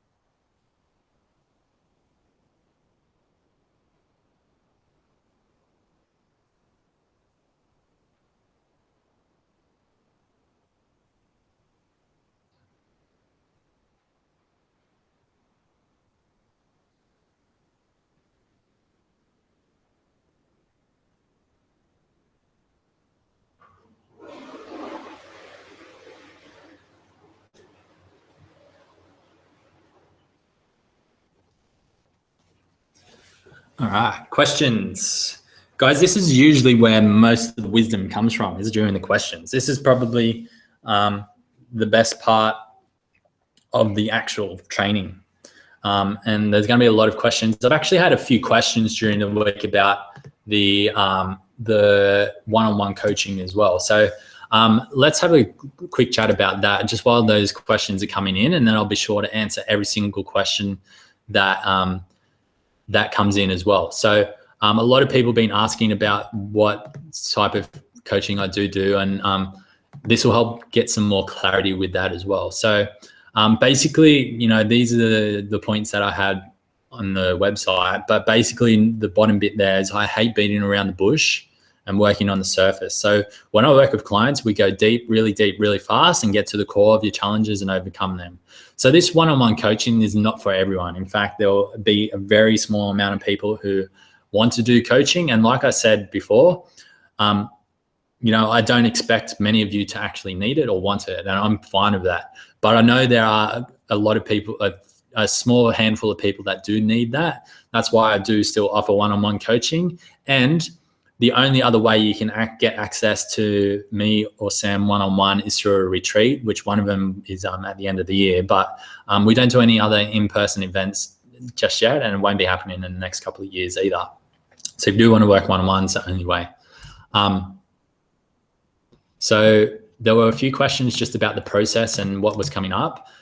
So pretty much I get you defining your life for you. I don't tell you what to do. I just get you defining your life to you, where your passion lies, what your purpose is, how to tap into your inner power, what's working for you now, what's not working for you right now, and in your health and your life.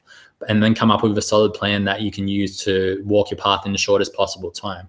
So predominantly we do focus on health, but in the past I've had, when we focus on health, it actually creates a symbiotic effect within other parts of your life as well. Like there's one of my clients, Bonnie, on the Gold Coast. When she signed up with me, she didn't have a job at the time. She was a single mother living at home, and she didn't have the money, but we worked out a way to make it happen. Well, she worked out a way to make it happen, I should say, because she knew she needed it. After the 3 months, she had a job that was paying her more money than ever. She was able to save money weekly that she could use to spend on her kids, because that's what was important for her. Her health, she had a gluten intolerance, and she used to always get sick from that. Her health was better than ever. She'd never experienced so much energy in her life. And then, wait for it, she found her dream partner. Like these things just start to show up. That's why I focus on health, because everything revolves around health. So as soon as you get healthy, all of these things start to show up in your life. And now she messaged me just before Christmas. So that was 2 years ago. I worked with her. She messaged me just before Christmas. She's like, oh, that person that I met after that coaching, we just got engaged. And that was amazing for me to hear. So basically what you're going to get is 2 one-on-one Skype sessions or phone sessions per month, which is 6 in total, 3 months total, unlimited email and Facebook Messenger access, regular check-ins to keep you accountable, 1 emergency call, which is optional. That emergency call will probably come during the juice fast, I imagine. Also, what I've decided to do is throw in the bonus, because I will give you some of these interviews as bonus homework, or whatever you want to call it. So you'll get the Fasting Summit, the Transform Your Mind Summit, the Optimal Energy Summit, and all of the bonuses that go along with those summits. So there's huge amount of value. There's over 70 interviews for you.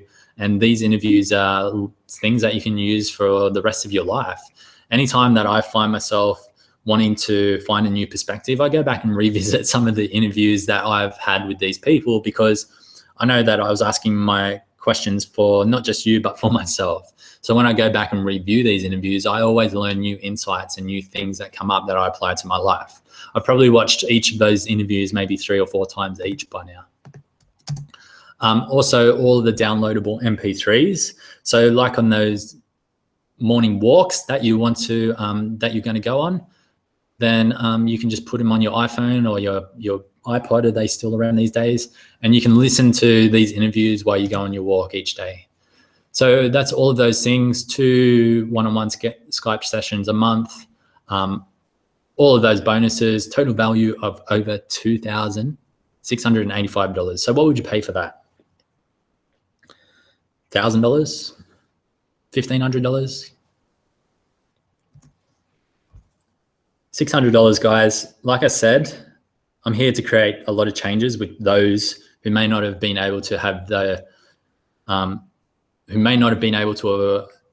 experienced those in the past. I want to make it as affordable as possible for me. Obviously, I've still got to live as well. So there's still money involved, but it's $600. That's nothing. And then better yet, you can pay it off.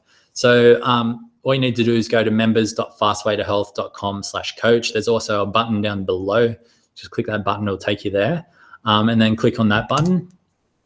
So this is where the confusion started. So you'll see this. So this is what this means. $200 per month. So that's $200 per month for 3 months only. So even though it says subscribe, after 3 months, there's no more payments. It just stops.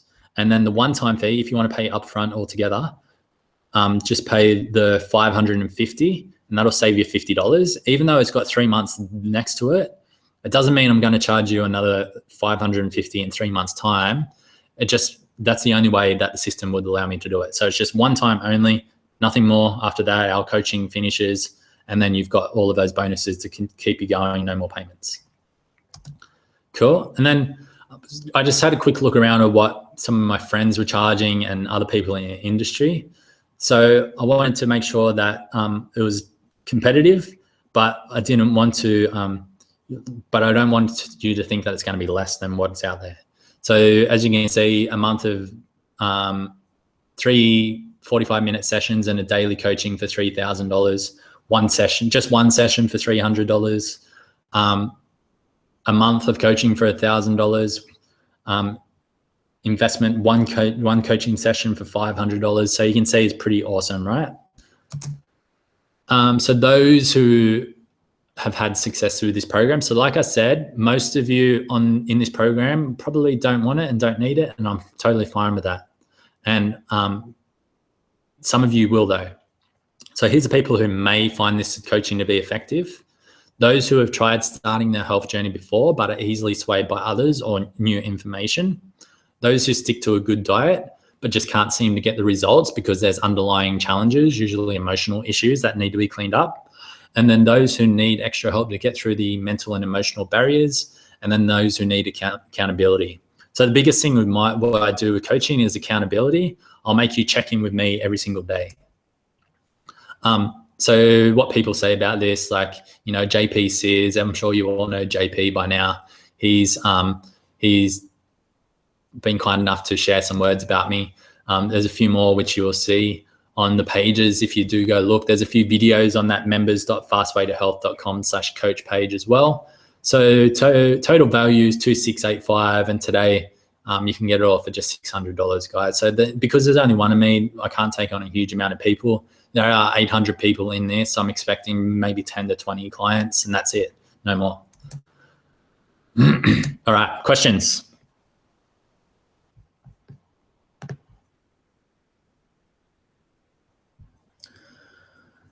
All right. Kimberly Owen says eggs. No eggs, Kim. I think we answered that one before.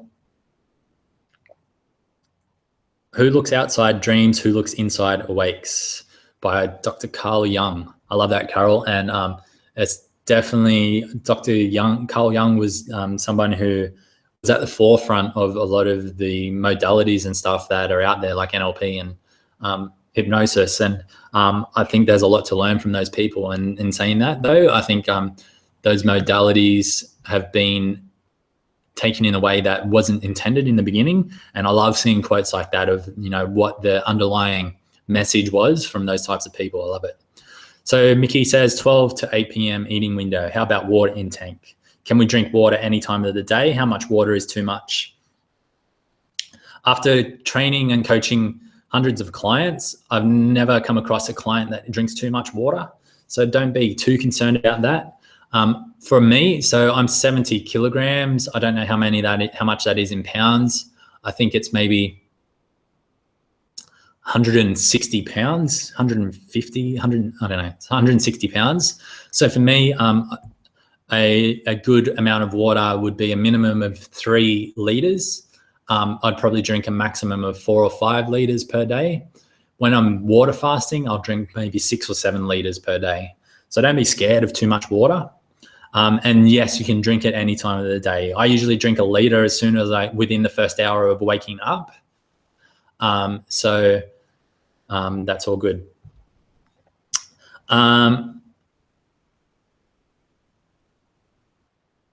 Sue says, I'm going away 28th of January to the Feb 6th. Probably won't be unable to do week 4. Well, the good thing about week 4 is that you've already learned everything that you need to know. Week 4 is that missing link. Remember, I was saying that people get you on these challenges and then they say, okay, off into the world you go. You're on your own. Week 4 is more about integrating that. So week 4 is something you can come back to regularly and just take everything that you've learned from your 3 weeks and into your life. So that's fine. You can just revisit that too. Some people need to take supplements for heart conditions, etc. Please address this during fasting. Yeah, that's true. Like I was saying, look at all the disclaimers on my website. We don't give any medical advice. We don't tell people what to do. I simply share what has worked for me and for many people who I've worked with. What my belief around supplements and pharmaceuticals is that they are more toxic than what they are worth. And I have had a lot of people email me to say that they used to take, there was one just a few weeks ago. Someone said, I have digestive issues and my naturopath told me to take digestive enzyme tablets, but it always felt a little bit weird. Anyway, Mitch, thanks to you, I stopped taking those digestive tablets for a week and I have never felt so good. My digestion is better than ever. So do what feels right for you. If you want to try no supplements and stuff, then do it. If you're not comfortable with that, then don't do it. It's really that simple. What about powdered egg? I don't know what powdered egg is, but it's not egg and it's probably not good for you. So no, which will be week 4. Yes, already covered that. I'm going away camping in a week's time. Will all the info be available so I can start when I get back? Yes. Can you cover medications, vitamins, what to do during the healing crisis? Like I just covered just now, medications and vitamins. Yeah. Here's what I know. I used to spend, I would say, between $150 to $350 per month in supplements and vitamins. During that time, so that was when I was really into bodybuilding, right? During that time, looking back now, I was always bloated. I held a lot of stubborn body fat around my midsection, and I didn't have a great deal of energy, not like what I do now. So that's what happened to me when I used to spend a lot of money on vitamins and all that type of stuff. When I used to spend, and then here's another thing, I used to always get sick. Like I'd literally once a month, I'd be sick with something. I'd have a cold and flu. I'd have a sore throat. I'd have blocked nose. Sinus was a big thing for me. And I used to, for 3 years, I lived off, that sinus spray, that spray that you shove up your nose. And it says on the spray, it says, do not take for more than 3 days because it's so addictive and that type of stuff. Well, I took that for 3 years. When and it never disappeared. Like I stayed on that stuff for 3 years. So that means I had to keep buying that month in, month out, which made the pharmaceutical company more and more money. When I stopped taking that and when I just started eating fruits and vegetables, the nuts and seeds and intermittent fasting, I didn't need any of that crap anymore. When I used to get sick, I used to shove, 6 or 7 or 8 pills down my throat every single day to try because I thought that was the way to get better. Whereas it just made it more toxic and it actually extended the time that I was sick, where in reality, if I just fasted like all of the good thought leaders of modern days medication taught us to, like Hippocrates and Pythagoras and Aristotle and all of those minds that said to feed your body when you're sick is to feed your sickness. Whereas if you fast, then that is the fastest way for your body to recover from anything. But like I said, I'm not a medical doctor and this is not medical advice. Please seek please seek professional advice from your medical profession. Krill oil, no, it's fish oil. It's in a plastic capsule. It's no good for you. There was one time in my life I actually used to recommend fish oil, but it's extremely toxic and it's from a fish. Is smoothies okay instead of juicing? On our juice fast, smoothies are not okay. For the rest of the time, absolutely. I love smoothies. In fact, as soon as I finish up these questions, I'm going to eat a smoothie. I'm going to drink a smoothie, and I'm going to put in there some frozen banana. I'm going to put in there some nuts. I'm going to put in there some kiwi fruit. I'm going to put in there some cacao powder. I'm going to put in there maybe even some coconut oil, and all of this delicious stuff. But when juice fasting, no, because there's a few reasons why, which we will talk about in the juice fasting week. Where did all my questions go? So many questions coming in. I love it. It's hard to keep up. Best teeth care, fluoride. Cool. So a reason why we get filtered water is to get rid of the fluoride, and you don't want a toothpaste with any fluoride in it. It's actually starting to show in the mainstream media now the effects of fluoride on the body and how toxic it is over long term. So a little bit of fluoride here and there is not going to be that damaging to the body. But over time, if you're always having mainstream toothpaste and drinking water from the tap, then of course it's going to be a bit of a challenge or a bit of a toxic effect on the body. Everyone knows that fluoride is bad by now. It's just a matter of getting it to the masses. And it is starting to show in mainstream, like in Australia at least, on one of the main talk shows at 7:30 p.m. So prime time at night, it's starting to show on those type of shows, which is exciting. So teeth care, I brush my teeth with one of two things. I use activated charcoal part of the time, which you can buy online. And then the other time I use bicarb soda. Doesn't taste that great. There's toothpaste mixes and recipes you can find online to make it taste great, but I like to keep things simple. I'm a minimalist.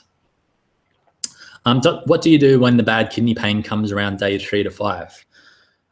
I experienced a lot of that during my last fast, to be honest, Alicia. And here's what I did this time, and it was great. I embraced it. I was like, yes, there's something that's been happening in the past 3 to 4 months that I've been doing with my body that is causing this kidney pain. And it was either that or it actually started kicking in on day 3, which means it could have possibly been 3 years ago. So 3 years ago when I was still, wasn't experimenting at the time, but putting a bit of toxic drugs into my body and also feeding my body with a lot of meat. So a lot of people say that on whatever day of a water fast that you're doing, whatever pain or emotions you're feeling is from the equivalent to that many days in years. So 3 years ago. So it shows now in scientific studies and different people have explained this around the internet, is that your kidneys, when your kidneys are under a heavy load, is generally due to high animal products in your diet.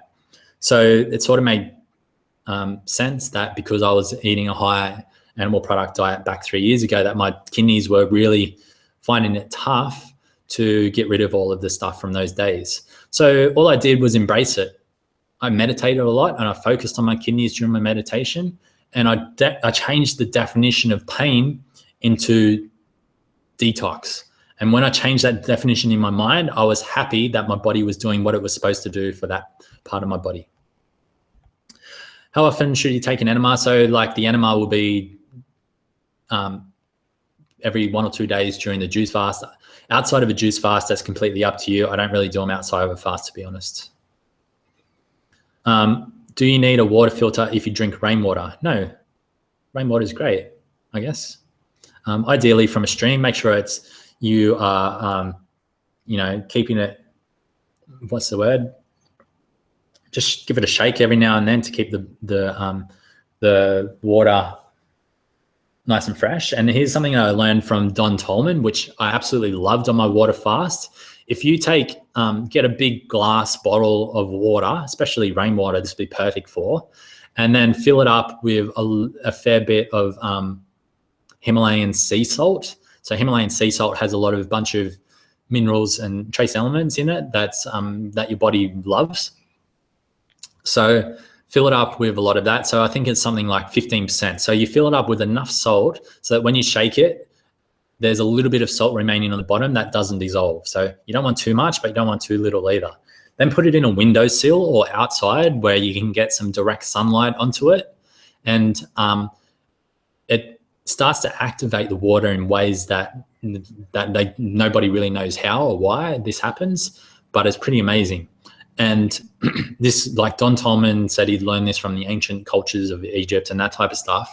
But when you drink that water, so you don't drink it straight, you can mix it in with water, so it's not pure salt water. But if you just mix in, say, like, pretend you're pouring yourself a shot of vodka, but instead of vodka, you're pouring it into a glass with your salt and water mix, and then you just add some water to it and you drink that down. Wow. Your body wouldn't feel completely energized immediately, like nothing before. It's just like a complete energy hit. It's absolutely amazing. So just do that every now and then. And then rainwater is good, yes. Where were we up to? So many questions. 2.2 pounds to a kilo. It must have been pretty close. 154 pounds. Awesome. Thank you very much. I no longer have a gallbladder. I was told I destroyed my own gallbladder from green juicing, the ocellates. That's an interesting one. I don't have any experience with that, so I can't answer. The only way I imagine you don't have a gallbladder is if it was removed. But Alicia, that's probably something that would be a personal one-on-one question, possibly not even with myself. I would send you to someone else, someone like Tyler Tolman on that one. Mickey Howard, kale, question mark. I love kale.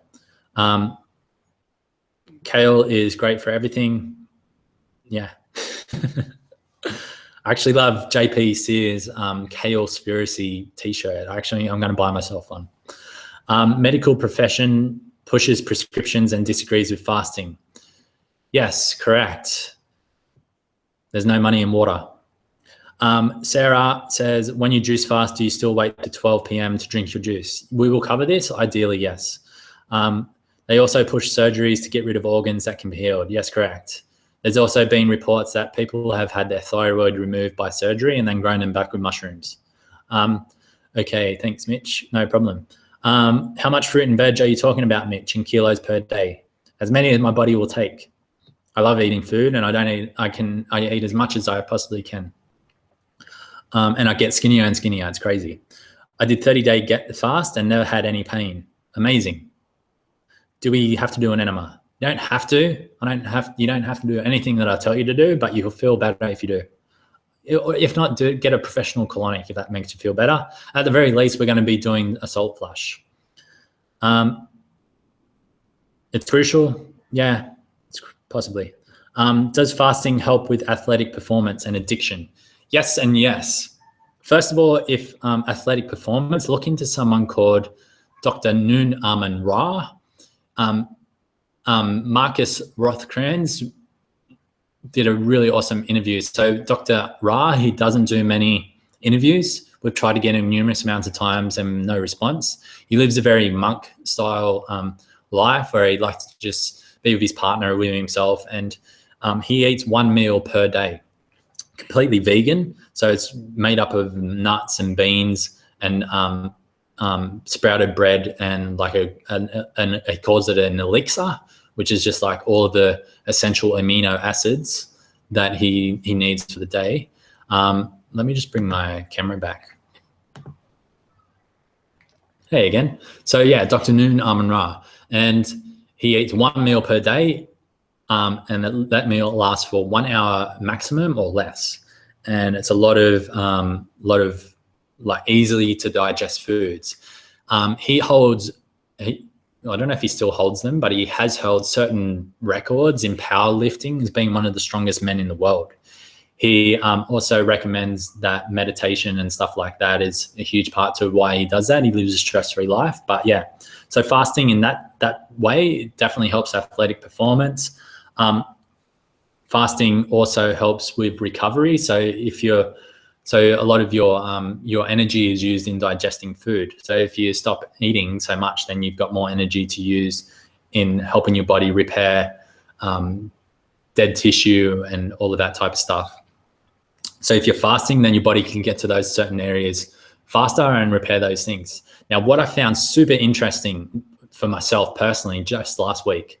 So as you guys know, I did that 6-day water fast, followed by 2 days of juices. First time that I've done a water fast for that long. I've only done 3 days of water fasting in the past.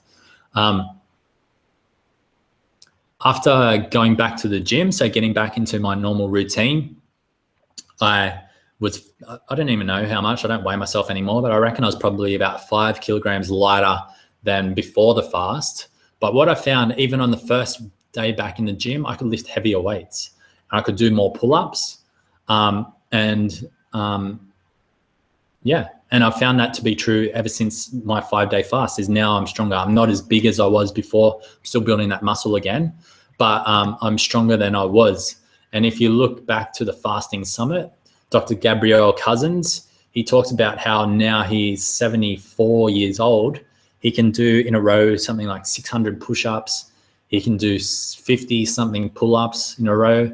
And this guy's 70-something years old, and he says that's all down to fasting. Apple cider vinegar, 1 shot a day, also salt flushes. How often? I don't recommend doing salt flushes every day. It was never intended to be that type of thing. I do a salt flush when I feel like I need it. So depending on what sort of foods I've been eating, if it's during the winter, I try and do one every 1 or 2 weeks. During summer, because I tend to go for lighter foods, then maybe 1 a month. And then fasting maybe every 3 days, 4 days on a fast. Apple cider vinegar, apple cider vinegar is great. You can add a little shot into some water in the morning. I'd probably do it around when you're going to break your fast, maybe an hour before you break your fast. Rainwater may be in a tank, concrete or plastic. Yeah, it depends how you store it, absolutely. With blood pressure, I can't take any salt, even the best organ, Celtic or Himalayan or Icelandic, it immediately constricts. So I can avoid that and Epsom salts. Okay, well, you know your body better than you. What I've found is that if you want to do maybe do like fresh beetroot juice instead, that will definitely clear you out. Fish oil sold from leftover fish. Had to make money somehow, so they developed you need it for omega-3. Probably. Are you against cooked vegan food? No. So I love the way Don Tolman explains this. So raw food actually comes from the meaning of Ra, which means sun, which means sunlight. So raw food is actually foods that have grown from sunlight. So even if you think about potatoes are best consumed when cooked. They're still being given sunlight, right? Even though they're in the ground, the nutrients and stuff come down in potatoes and you cook that. Rice comes from the rice fields, which grow from sunlight. Rice is usually consumed cooked. I don't think I've ever eaten raw rice. So the raw food diet actually comes from those days. Now, raw in today's terms means uncooked. And I find that a lot of people who live in colder climates, not all the time, but a lot of people, they find it really tough in the winter times. And it's because they're not eating seasonally, which means in winter, generally some cooked foods. So while I love the raw food diet and I think great things can happen to it, with it, eating cooked foods is generally it's still great, if you know what I mean. It's, you know, if you look back to like all of the programming and the ways that people have taken on the raw food diet, then I think raw food actually means just vegan food, essentially. I have a lot of different opinions to the whole face value of this is this, this is that. I have a lot of different opinions, and whether you believe them to be true or not, I don't mind, but that's what's true for me, and you can take it or leave it. Do you have protein during the fast to prevent any muscle loss? Your body doesn't start to break down until after 70 days on water for an average male. We learned this from Dr. Goldhammer during the fasting summit. The whole protein and muscle loss thing is definitely been over has definitely been perpetuated in a way that's not completely true. Your body doesn't need protein as protein. All of your fruits and vegetables contain the amino acids that are the building blocks of the proteins that your body needs. So don't get worried about protein during a fast.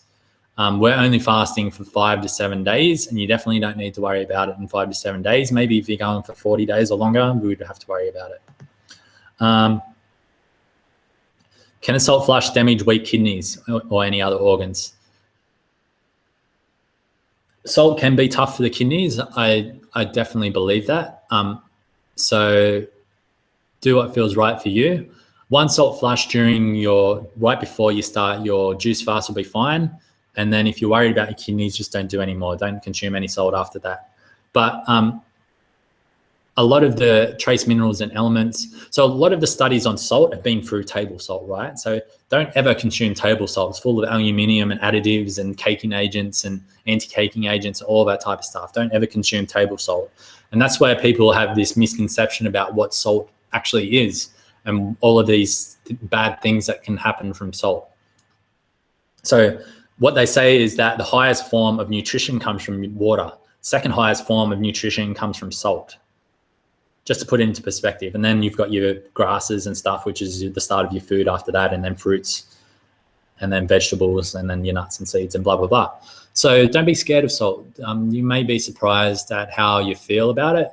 If you want to see how your body reacts, then start with a little bit, see how you feel. So like I keep saying, don't let me tell you to do something if it doesn't feel right for you, but challenge your beliefs. You don't want to do something just because you believe it to be true when you haven't experienced it. So challenge your beliefs, do what feels right for you. Start with something that, a little bit of salt. I know when I started adding salt into my water, I started to go to the toilet a lot. So my digestive system started clearing out, which was great. Some people can misconstrue that and think that it's actually bad, where it's not. It's clearing out your digestive system. Next thing that happened is, I used to get cramps a lot, and I stopped getting cramps. And like there would be certain supplements that you would take as a bodybuilder, and it would like get your veins really pumping. Like, I don't know if you can see them, but anyway, when I lift weights, I get really veiny, right? And that's because that started happening after I added a lot of salt into my diet, good quality salt, because good quality salt actually helps the blood flow right throughout the body as well and gets the blood to your muscles. So, definitely try it, but do what feels right for you. If you're not happy with adding salt in, then don't do it. It's really that simple. Like I keep saying, take what you want from these 28 days and do what feels right for you and leave the rest. It's fine. Cabbage juice. All right. I actually love cabbage juice. Great for skin conditions.